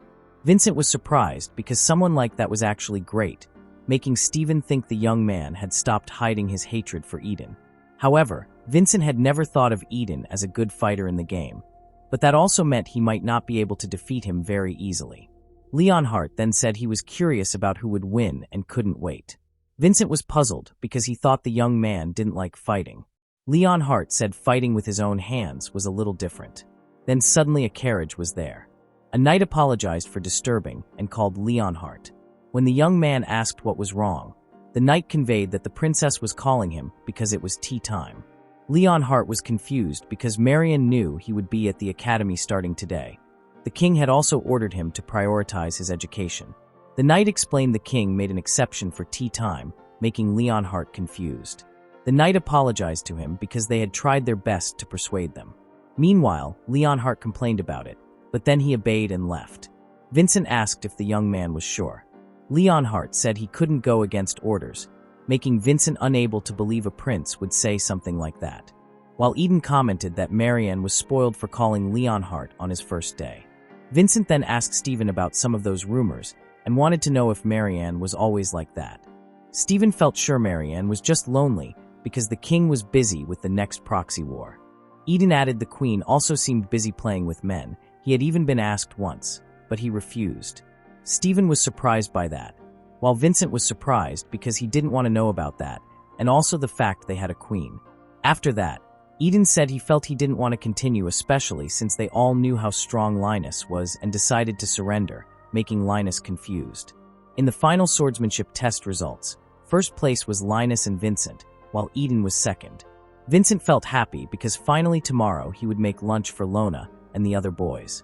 When he thought about making hamburgers or sandwiches, he decided to make sandwiches because they were easier to make, but suddenly someone called him and splashed water on him. The man said not to feel superior and powerful just because he was in first place in the swordsmanship exam, because he was nothing but a servant and only licked Leonhardt and Linus. Vincent recalled they were nobles in the background that had no effect on the story at all. After they left him and called him a dirty peasant, Vincent felt it was not surprising because the way his young lady and the prince treated commoners was really special. He also felt relieved because he wasn't too wet. After that, in the boys' dormitory, Stephen greeted Vincent, who was passing by, while Vincent was surprised because Stephen and Linus still hadn't taken a break. Linus asked what Vincent was holding. Vincent said he wanted to test the sandwiches he would make for lunch tomorrow, then offered the young man to taste them. Linus was excited and tried it. He praised the food as delicious even though there were so many vegetables. He didn't taste any bitterness or grass-like taste, so he was happy to eat it. Stephen also praised the food as tasty. Vincent thanked him, but he said it was just a sandwich. Linus then told about when he was in his hometown. They had a fixed menu and made every week using the same menu, and it had been arranged according to his grandfather's preferences. Vincent felt that must have been quite terrible for a growing teenager. Then Linus suddenly praised Vincent because he was also great at swordsmanship and horseback riding, so it was not surprising he had the highest score among the boys. Vincent said it was just his simple hobby as a butler, especially since Leonhardt and Stephen had the same scores as him. After that, Vincent asked if Leonhardt had returned from the castle after that. Stephen felt maybe Leonhardt stayed overnight at the castle because it seemed Marianne couldn't sleep unless the prince read her a story. Vincent was puzzled because the girl made the prince read stories to her. While Linus was surprised because Marianne would be 14 years old, he said being read stories before bed when sleeping made her like a toddler. Vincent was surprised by Linus, who was so blunt, but the young man couldn't say it directly. Stephen explained that reading stories was actually still acceptable, but he heard Marianne sometimes invited Leonhardt to sleep beside her, making Vincent and Linus surprised. Vincent asked if the princess was okay. Stephen said the prince was in a very difficult situation, but his status in the castle wasn't too high. Meanwhile, Vincent was puzzled because Leonhardt was forced to sleep with his younger sister just for that reason. Moreover, he had a younger sister in his past life, so the thought made him shudder. He wondered what kind of princess Marion really was. Eden was forcing someone to approach him, while that person screamed in refusal, making Vincent surprised. Marcia said she came here only to meet her older brother. Eden didn't believe it and said he would finish this matter quickly, asking the girl to come closer. However, Marcia still refused. Vincent was surprised when he saw Marcia there, while Marcia was happy because her brother had come. Eden was surprised because Vincent was her brother, not expecting the girl wasn't lying. Vincent asked Eden what his business was with his sister. Eden, who was traumatized by before, was surprised. Then, Linus asked how Eden could force to hold a woman. Stephen also said Eden was very bad. However, Eden reasoned girls were not allowed in the boys' dormitory, and if a maid came to the boys' dormitory, it was normal to think she came here for that. Vincent understood Eden's intention, but he was really rude for trying to force Marcia. Vincent said Marcia was also wrong, then asked why the girl was in the boys' dormitory. Marcia said there was something she wanted to ask Vincent. Vincent felt annoyed and said Marcia could tell the dorm manager to deliver a message or letter to him. The girl asked if she could say that and praised her brother as a genius. However, Vincent said he had already told her that before school started.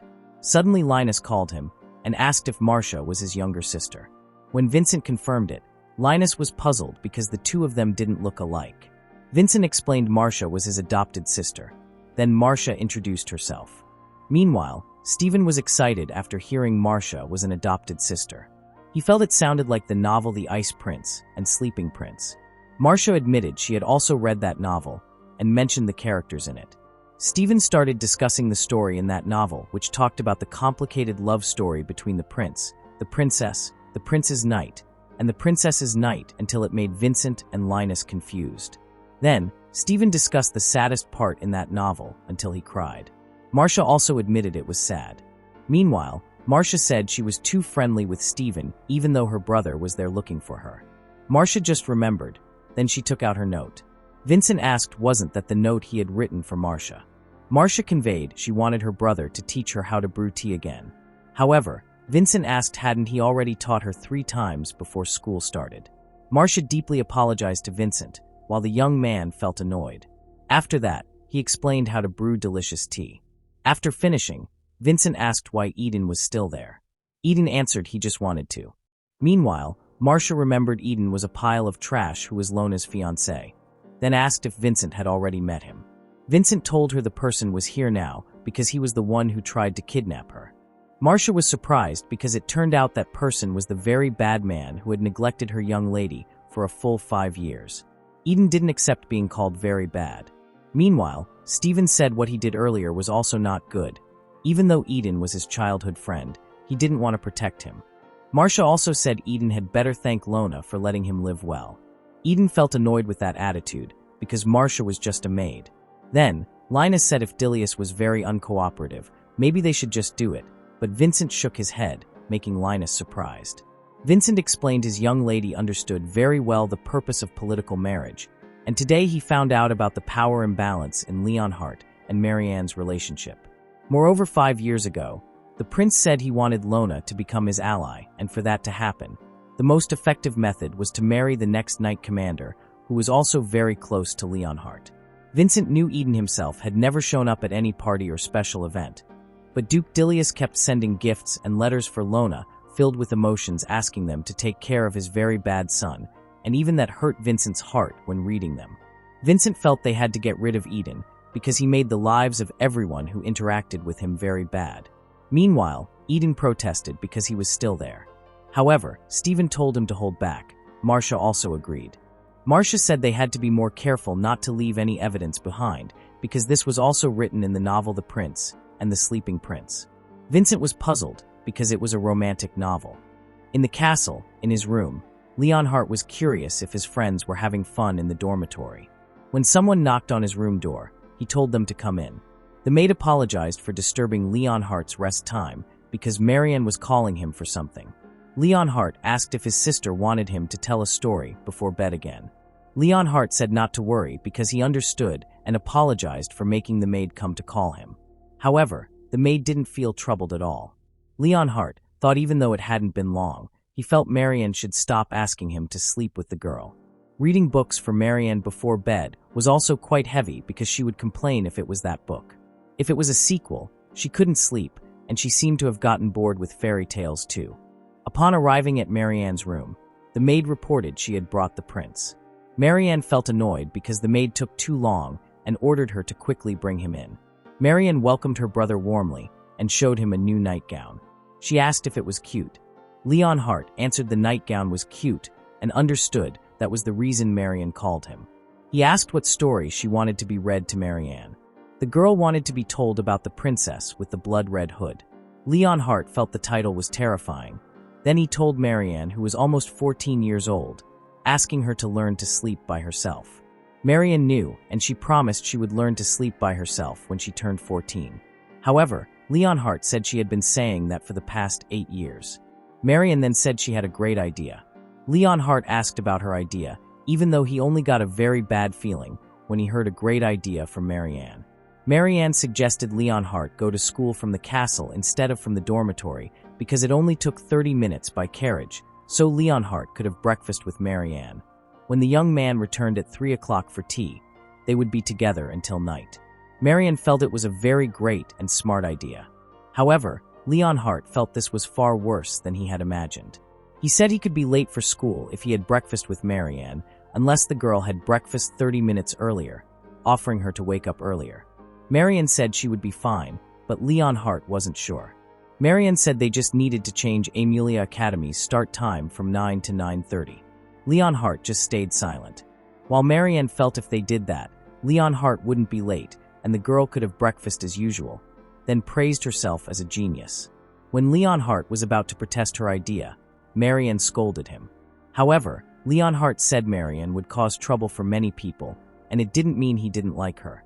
However, Marianne felt annoyed and told Leonhardt to just leave the academy because the girl hated her brother associating with arrogant, noble children, and all this time she had been holding back. She called her brother a boring commoner and insulted him as just a child of a servant, then hit him. She didn't accept Leonhardt answering Marianne because the young man should do whatever the girl said. Meanwhile, Leonhardt wondered where Marianne had learned those words and felt annoyed. Then, he asked Marianne to calm down and take a breath because the next queen shouldn't make a terrifying face like that. After that, he asked if the book she wanted to be read was correct. After Marianne confirmed, Leonhardt said he would tell it to the girl, asking her to lie down and close her eyes. After finishing with that, he left Marianne's room. Leonhardt said maybe because the girl had shouted a lot, she fell asleep faster than he expected. Meanwhile, the two maids outside thanked the prince. Leonhardt then said they could take the dessert that Marianne didn't eat. When the two were about to refuse, Leonhardt said if they didn't do it, then this food would be wasted. He also asked them to say the prince ate it if Marianne asked. He also asked the two of them to keep this secret from the other girls. The two maids thanked Leonhardt. After that, he said he could return to his room by himself and left there. When looking around while carrying a candle, Leonhardt stared at his reflection in the window, remembering the royal family described as having striking blonde hair and blue eyes. When remembering his status as a prince, Leonhardt hoped he hadn't been born as one of them. The next day, Leonhardt came to school and greeted his friends. Vincent asked if the prince was okay after missing the first period.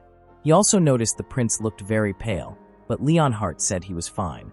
Stephen guessed it must be because of Marianne, but before explaining, Leonhardt felt it was funny because Stephen said it, so it reminded him that he couldn't come to the first period from now on.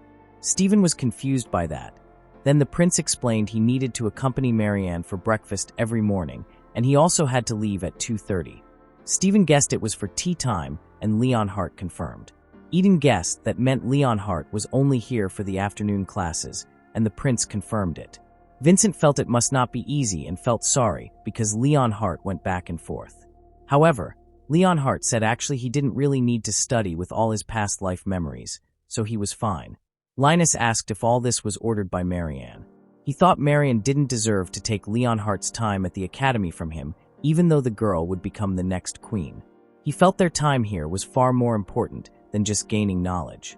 However, Leonhardt couldn't do it because Marianne would move the first period back for the entire school if he came late no matter what. The prince couldn't let Marianne disturb all the students comfort. Eden then advised Leonhardt not to let it continue like this, and something had to be done about Marianne's selfish attitude, because if not, even her followers wouldn't want to follow her anymore. Eden's words that made sense surprised Vincent. Then, Vincent asked if it was true Leonhardt had fully prepared for the proxy war. Eden confirmed that the prince had been preparing for the proxy war for years, but they would soon be defeated by the other one. Linus felt they had bigger worries than Marianne, depending on who won. Stephen said it was like the Beastmen nation or the Queendom of Sharandina would win, and all humans would be under their rule. The proxy war, which was more officially called the Continental Sovereignty Proxy War, was something Vincent had researched while remembering the setting used by Felicity Color. Every race other than humans had been given a chance, and the race that won the war would have the right to rule, while humans had never won this war at all. The Beastmen believed that strength determined power. Mermaids had matriarchal power. Those races had won the wars, and their combined power had lasted for thousands of years and became a very dark period for humanity. Starting from being stripped of their culture, confined with their pride and dignity trampled, without being able to do anything but suffer. But when elves or fairies came out as winners, things changed because they didn't care about oppressing other races, so for these 500 years human culture had been given a chance to gain favor. When the elves held the throne, that was the only reason they had the chance to study at this academy. But for the same reason, if beastmen or mermaids brought back that dark time, humanity wouldn't last long. And to avoid that worst scenario, the kingdom was considered necessary to produce magic jewels and summon a war priestess from another world. This war priestess was actually the main character of the game, Felicity Color. When playing the game, this wasn't a big problem because it just made a save if you wanted to repeat something. But this was the real world, not a game, so no matter what happened, Vincent had to avoid his young lady's ruinous ending, but also make sure humans came out as winners of the proxy war, or at least one of the races that didn't like to dominate one. However, Vincent wondered if that was the way to protect humanity's future. Then, he just realized the last problem, the princess. Vincent said the princess would become a serious problem if she took the throne as queen. The girl would destroy Wendell before the other races got a chance. Eden then asked if Leonhardt would try to overthrow his sister. Vincent felt if they didn't want Marianne to become queen, they automatically needed the prince to become king. And the only route in the game where Leonhardt did it was Leonhardt's route, where the main character paired with him. Vincent was determined to do it until the end with his strength to direct the protagonist to Leonhardt's route, and they would win the proxy war, and then he would make sure Lona continued to be happy. Suddenly, Lona came and greeted him. She said today their teacher had made a commotion about the magic aptitude test. Leonhardt was surprised because it turned out to be today. Vincent said the event would be held after Leonhardt arrived. Eden asked Leonhardt if humans could really use magic in reality, making Stephen and Linus silent. While Vincent remembered they probably didn't know about the magic jewel. Eden said the rumor was whoever had the highest magic aptitude would be sent as their representative for the proxy war. Leonhardt felt it was funny because he hadn't heard about it, because that position had already become his, making Stephen surprised. Leonhardt explained in a way, he was from the royal family and had taken several exams, and Leonhardt's results were far superior to the other royals around here. Leonhardt announced the first human representative had already been chosen, but he hadn't taken the Academy's aptitude test and should take that test together with all of them. So, he instructed that if any of them were chosen for the proxy war not to worry, because Leonhardt would be by their side. After that, he left. Meanwhile, Vincent sighed because if that was how he worked, so was it okay for a royal family member to be on the front line putting their lives at stake? Linus said all their lives were at stake, so it didn't mean the royal family could retreat in any way. Eden explained in other words, Leonhardt was someone they had no problem with losing. And for the magic aptitude test, they would be asked to hold a small orb in their hands. The light emitted by that orb was used to assess the abilities they had mentioned before. In the queue, a girl said she heard that one of the orbs really shattered when a student held it. Another girl asked what if someone got hurt because of doing this. While Vincent, who heard the talk about the shattered orb, was surprised because the orb should react to the subject's magic power. So, he guessed it must be the prince because his magic was estimated to be extreme. Meanwhile, Vincent's magic only reached high, so nothing strange should happen to him, even though he couldn't help worrying about Leonhardt. When it was Vincent's turn, a man greeted him. Vincent recognized him as Caxton. Caxton confirmed that was his name. While Vincent was surprised because it was really him, a secret love interest, the pervert professor, Mikhail Caxton, a man who would do anything to dissect the main character. Caxton asked if they had met before on any occasion. Vincent said they never had, and he just felt the name was interesting. Caxton explained he was the same as Vincent. He was a commoner with past life memories, and Caxton was the family name he chose for himself. Vincent agreed, while in his heart, he didn't understand why a pervert like Caxton could be so popular. After that, Caxton gave a small orb. He explained this would measure Vincent's magical aptitude. He instructed to hold the orb in his hand and keep it upright. The small orb shone, surprising Vincent and Caxton. After that, suddenly the orb broke, making Vincent confused, while Caxton laughed madly because one more had shattered, and he almost couldn't believe this happened. The two people with him restrained the madly laughing and out-of-control Caxton. The man restraining him asked him to calm down, while the other suggested taking him away and not letting the noble children see this. Meanwhile, Leonhardt, who was peeking in, asked if everything was okay. When he realized Vincent's had also shattered, he was surprised because he had experienced it too. That made Vincent realize the prince was the first to shatter the orb. He asked if Leonhardt was okay, and no one was hurt. Leonhardt said he only got a small wound, making Vincent surprised and said that wasn't good.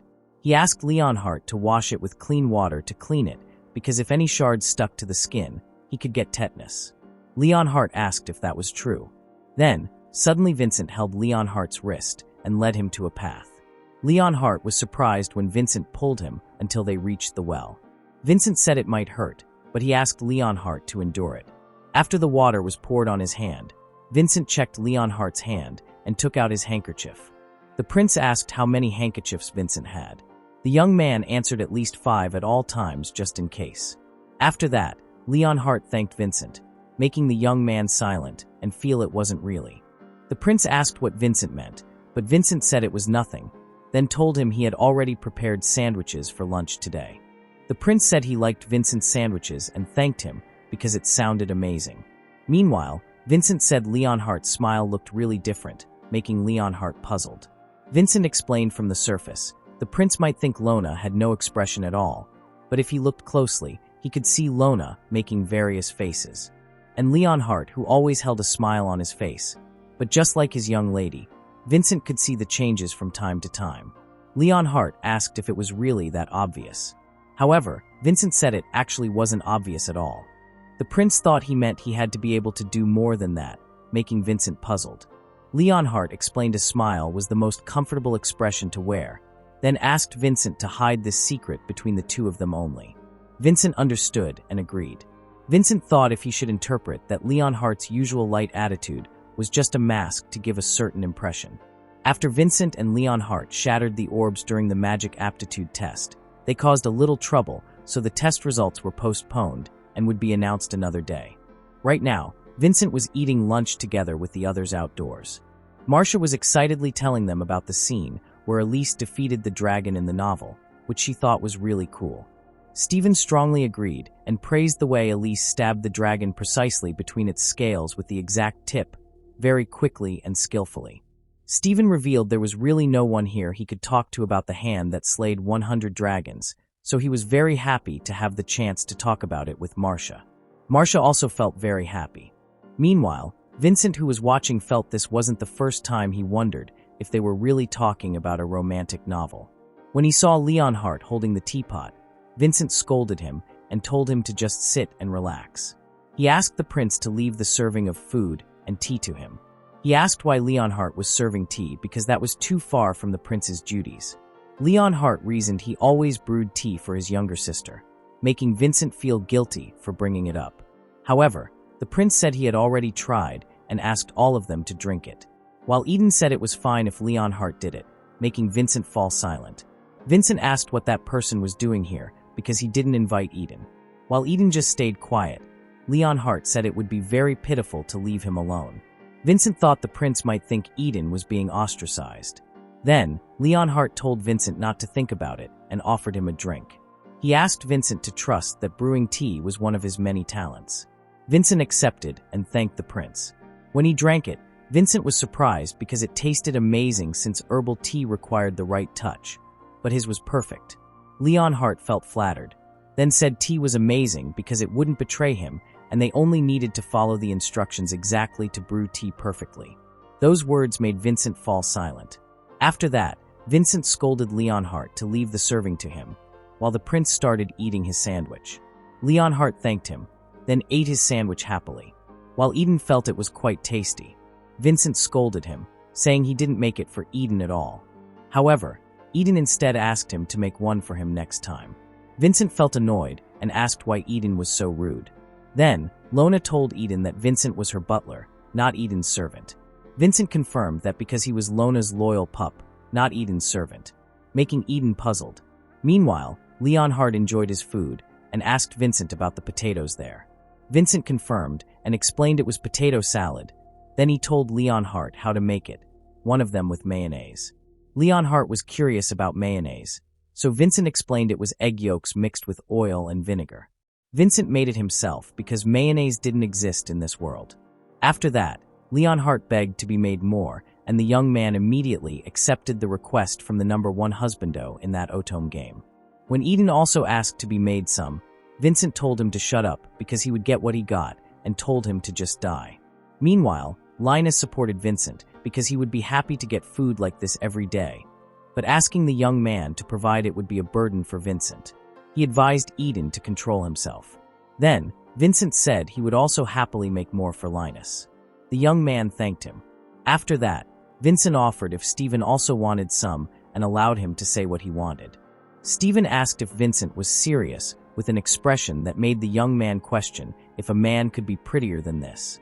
Stephen talked about how Marcia's favorite from Vincent's cooking was rolled omelets, and he wanted to try it. Leonhardt also asked what else that was. Vincent answered it was beaten eggs with dashi broth and then rolled after cooking. However, he felt it was commoner food, so it wasn't really suitable for nobles. Meanwhile, Lona was surprised because she didn't know Vincent could make something like that, and she wanted to try it. Vincent immediately promised he would prepare some for Lona without hesitation. Marcia said dashi omelets were savory, but Vincent could also make sweet ones. Marcia felt she wanted to try that too. Vincent said he would happily make both for them, but he would reduce the sugar portion for Leonhardt. One day after the academy registration, Marcia, who was carrying plates, suddenly screamed. After that, Vincent immediately reported to Lawrence that he wouldn't believe this. Lawrence guessed it must be Marcia again. The young man confirmed, but now Marcia had really improved her ability in terms of awkward accidents, making Lawrence confused. Vincent showed the pile of broken plates where the top plate was still intact, while all the other plates were damaged, which he thought was truly amazing. After that, at school, Leonhardt greeted his friends. He wanted to ask a small favor from them, then asked if class ended in the morning today. Lona confirmed because the Magic Research Institute was preparing a large-scale experiment as far as she knew. Leonhardt said when he told Marian about this, she said she wanted everyone to come to a tea party. Stephen got scared hearing tea party, while Eden felt he must be joking. Vincent, who was watching their reactions, felt puzzled. Leonhardt said Eden and Stephen were old friends, but he also wanted someone like Linus, Lona, and Vincent to come. Then he asked if Marcia seemed the same age as Marianne, making Vincent and Lona surprised. Lona confirmed, but Marcia was a servant who had no past life memories at all. Vincent confirmed. He also guaranteed that bringing Marcia along would only cause trouble for all of them. However, Stephen felt if Marianne and Marcia became friends, maybe it could lighten the prince's burden, even if only a little. Lona felt that was possible. The girl explained Marcia was a very friendly person, so maybe. And on top of that, she felt seeing the castle servants' work could be very beneficial for Marcia. She told Leonhardt if the prince allowed it, they would happily bring Marcia along. Meanwhile, Vincent couldn't deny he felt nervous. The young man then said he would direct everything he had to help Marcia do whatever was needed. Leonhardt thanked them, then conveyed that Marianne was a very unique child, so he asked them to better prepare themselves. At 2:30 p.m., they were at the royal castle. Marcia felt very nervous because they were really meeting the princess. Suddenly Eden told her not to worry because he would protect her and asked for an exchange with Marcia. Marcia and Vincent scolded him together for touching Marcia, making Eden surprised, while Lona asked them to watch their language. Eden protested, because he felt there was nothing wrong with a small touch. However, Vincent felt it was very wrong and swore to drown the young man in the lake.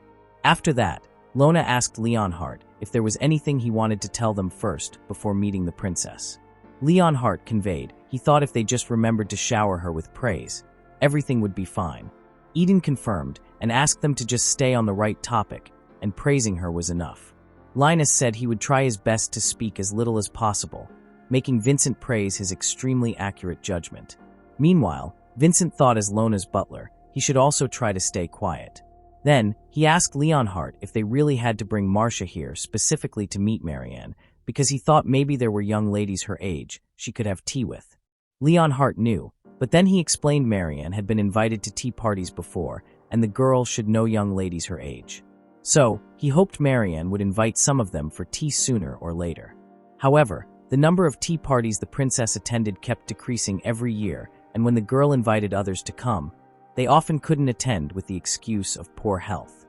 Eden told about when he was having fun, he heard from some of those young ladies that they felt unwell because just thinking about meeting Marianne was enough to ruin their health with all the stress and so on. Vincent questioned what kind of monster that girl was.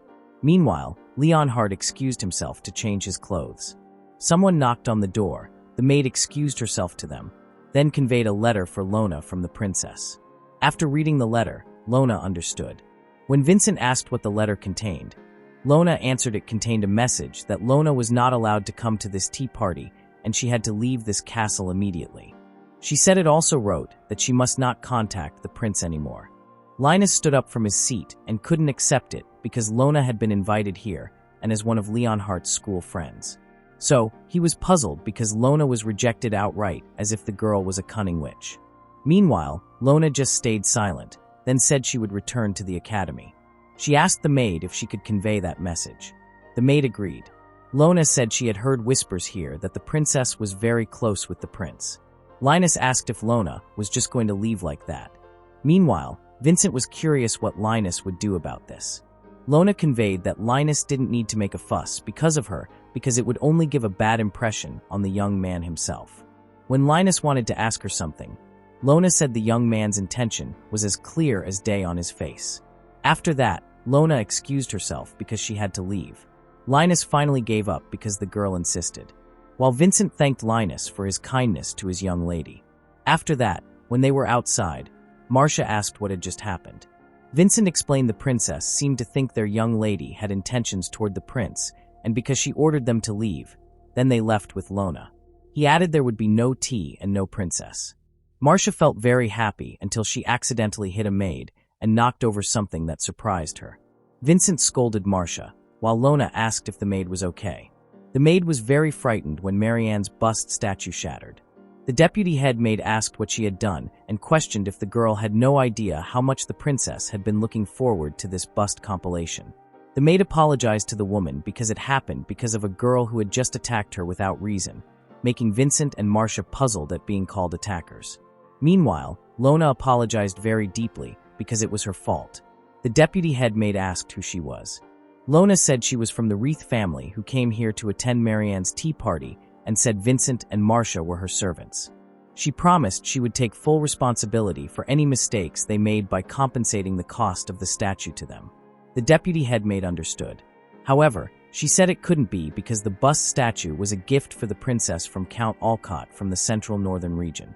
She had heard Count Alcott had arranged for this gift since yesterday, and it would be very difficult to prepare a replacement before the princess's birthday at the end of this month. Lona regretted it. The deputy head maid said she didn't mind what had happened. She would also tell Count Alcott they needed another one as soon as possible, but the maid earlier asked to hold it first. She asked if the deputy head maid didn't realize she had been hit in the face and felt someone had to be responsible for that. The deputy head maid told Anna that the young girl was Count Wreath's daughter. However, Anna asked if that should change anything because this was the first time she had been hit like that, moreover by a dirty servant. Meanwhile, Vincent felt that made sense because servants working in the palace area were often daughters of barons or counts.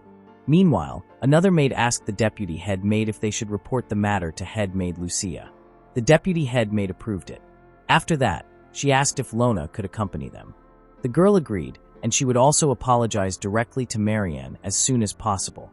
The deputy head maid also asked Anna to come along too. Upon arriving there, Lucia understood it turned out to be that problem. Lona apologized to her and said this was all her fault.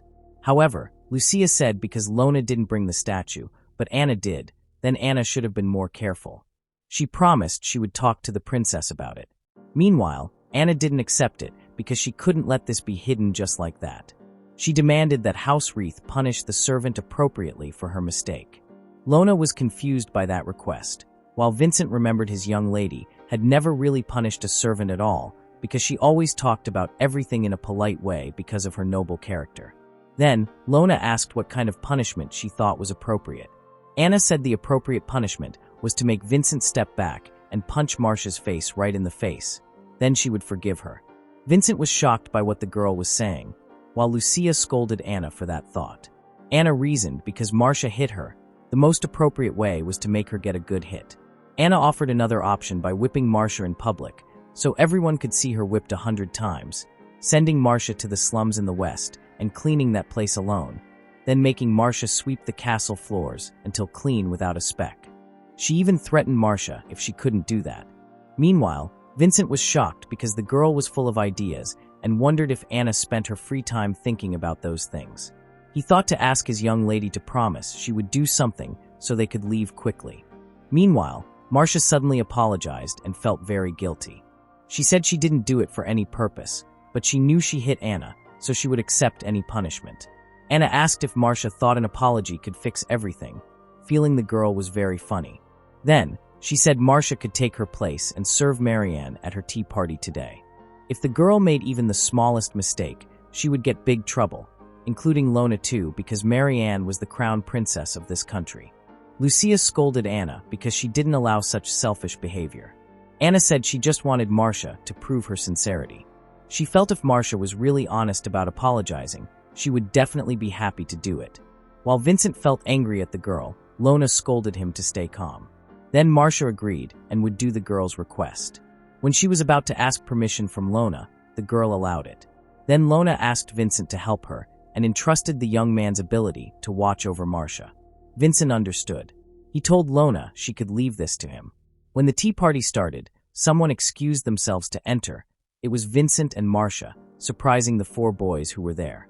Linus wondered what made them come back here. Eden guessed Marcia must have made a mistake. Stephen felt that guess made sense. Meanwhile, Marcia asked what she should do to Lucia.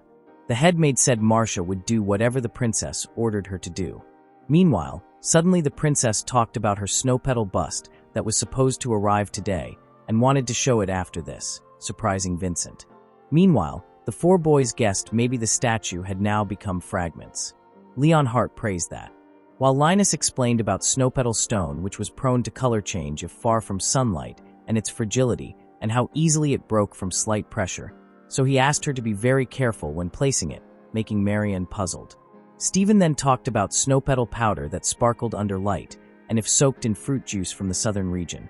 The powder hardened like small sparkling jewels, making Marianne interested. Meanwhile, Eden felt it sounded better as powder than a statue because that was its function. Linus confirmed because it was always hardened before being processed, so it would be much stronger. Leon Hart said if the material was enough to make a statue, he felt it would be better to turn it into many small, beautiful ornaments. Marianne felt it sounded fun to have earrings, brooches, hair clips, and many items. She felt they should tell that to Count Olcott.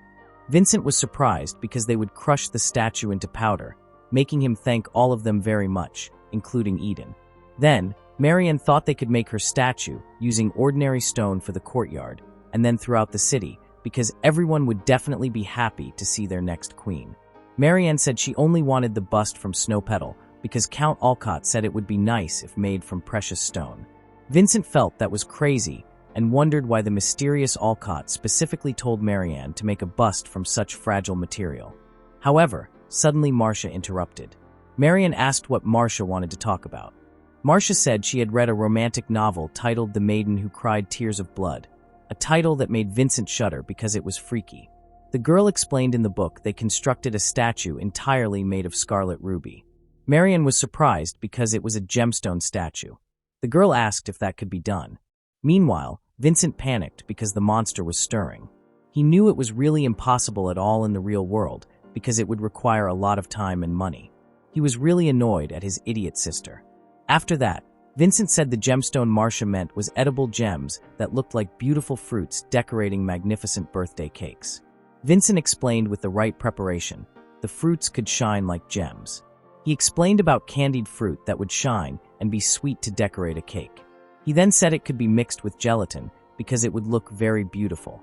Then Vincent said he could even mix it with fruit juice with agar powder and harden it, then sprinkle with sugar. Finally, the young man offered to combine everything into one and make it a 3-layer cake. Marianne felt excited with 3-layer cake and said it would be a beautiful cake for a beautiful birthday. After that, Vincent informed about the Wreath family's farm with a bean called adzuki that was usually boiled with sugar to make a versatile bean paste. He explained its delicious taste and how it could be used for many sweet foods. After that, Vincent said he would happily prepare any dessert for the princess. Vincent said he could give the recipes in his collection to the castle chef, even though he would need to take samples to ensure the quality. He explained the cooking process with sugar would also take time, and he would prepare it for tasting tomorrow. Then he asked if Marianne accepted it. Marianne said she would allow it because she wanted whatever the young man had just talked about tomorrow. Vincent felt happy because he had successfully caught a monster with the right bait. The young man said because the previous dish required a lot of preparation, then he would prepare fruit punch for Marianne today. Marianne asked what that was. Vincent explained it was various fruits soaked in sugar water. The girl felt it sounded good too, then ordered him to make it now and ordered Vincent not to make her wait. Vincent understood, then excused himself and asked her to be a little more patient. When he was about to take Marcia away, suddenly Marianne said the young man looked competent from not too bad appearance. So, she offered Vincent to work for her as the highest honor. Vincent was surprised, then said he already served the Wreath family. He felt it would be a high honor, but he felt Marianne should look for a better candidate. However, the girl didn't care and forced him to stay in the castle starting now. After that, she ordered Vincent to bring her other cute and delicious cakes after finishing with the fruit punch. She guessed Vincent must be very good at cooking and asked him to bring something with meat for dinner too.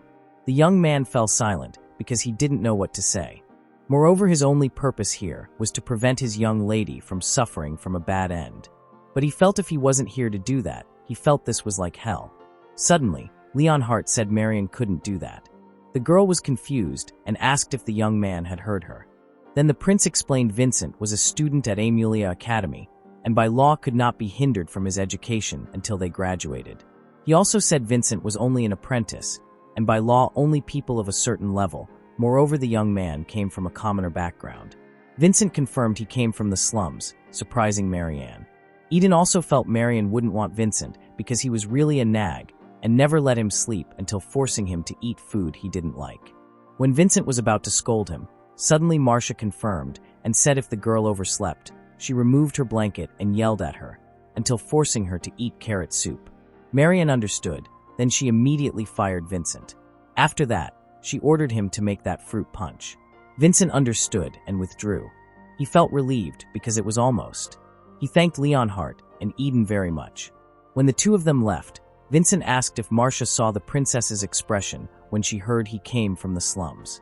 He really felt the princess was in a different class from Lona. The next day, Lona said she heard Vincent was baking trial cakes at the palace yesterday. Vincent confirmed, and that he also wasn't in a position to welcome his young lady before she slept. Leonhardt then asked how Lona's result with Count Olcott went. Lona said the two of them finally understood each other. She explained about the broken snow petal statue.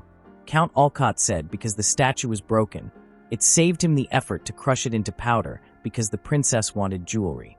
Vincent felt relieved because he was very kind. Then, Lona told him her father had sent something regarding adzuki beans.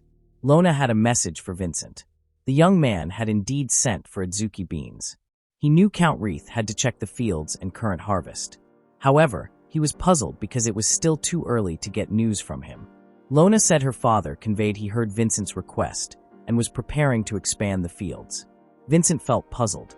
He thought if the man had already anticipated him talking about adzuki beans before the princess and felt his master was already ready to mobilize all efforts to produce it. After that, Linus asked what lunch was today. Vincent served honey cinnamon banana toast, which was welcomed by Stephen and Lona. He said there were many desserts today, and all of them were leftover cakes from yesterday. Leonhardt asked which cake was made without sugar. Vincent pointed to banana cake, cherry pie, and peach pie that used honey. While Vincent felt strange because the prince didn't like sugar at all, but liked sweet food. Stephen asked if he could get some too. Vincent allowed it. Stephen then took the fruit cake. Linus asked about the black cake. Vincent said it was chocolate cake and very sweet, so it suited Marianne's taste. Linus felt it was too sweet, then asked what the green one was. Eden guessed it was probably matcha powder mixed with cream and the least sweet cake here. Vincent praised Eden and confirmed it was sugar-free matcha tiramisu. Linus then took a cake and asked if he could take that one. Vincent explained it was the fruit gelatin cake. When the young man was about to offer Lona, his young lady told him to be quiet because she was making a decision. Vincent felt Lona looked very intense, so he momentarily gave off that villainous aura. After that, Lona took a sponge cake with marshmallow and macaron, which Vincent thought was very suitable and a very cute choice. Meanwhile, Leonhardt enjoyed the sweet food.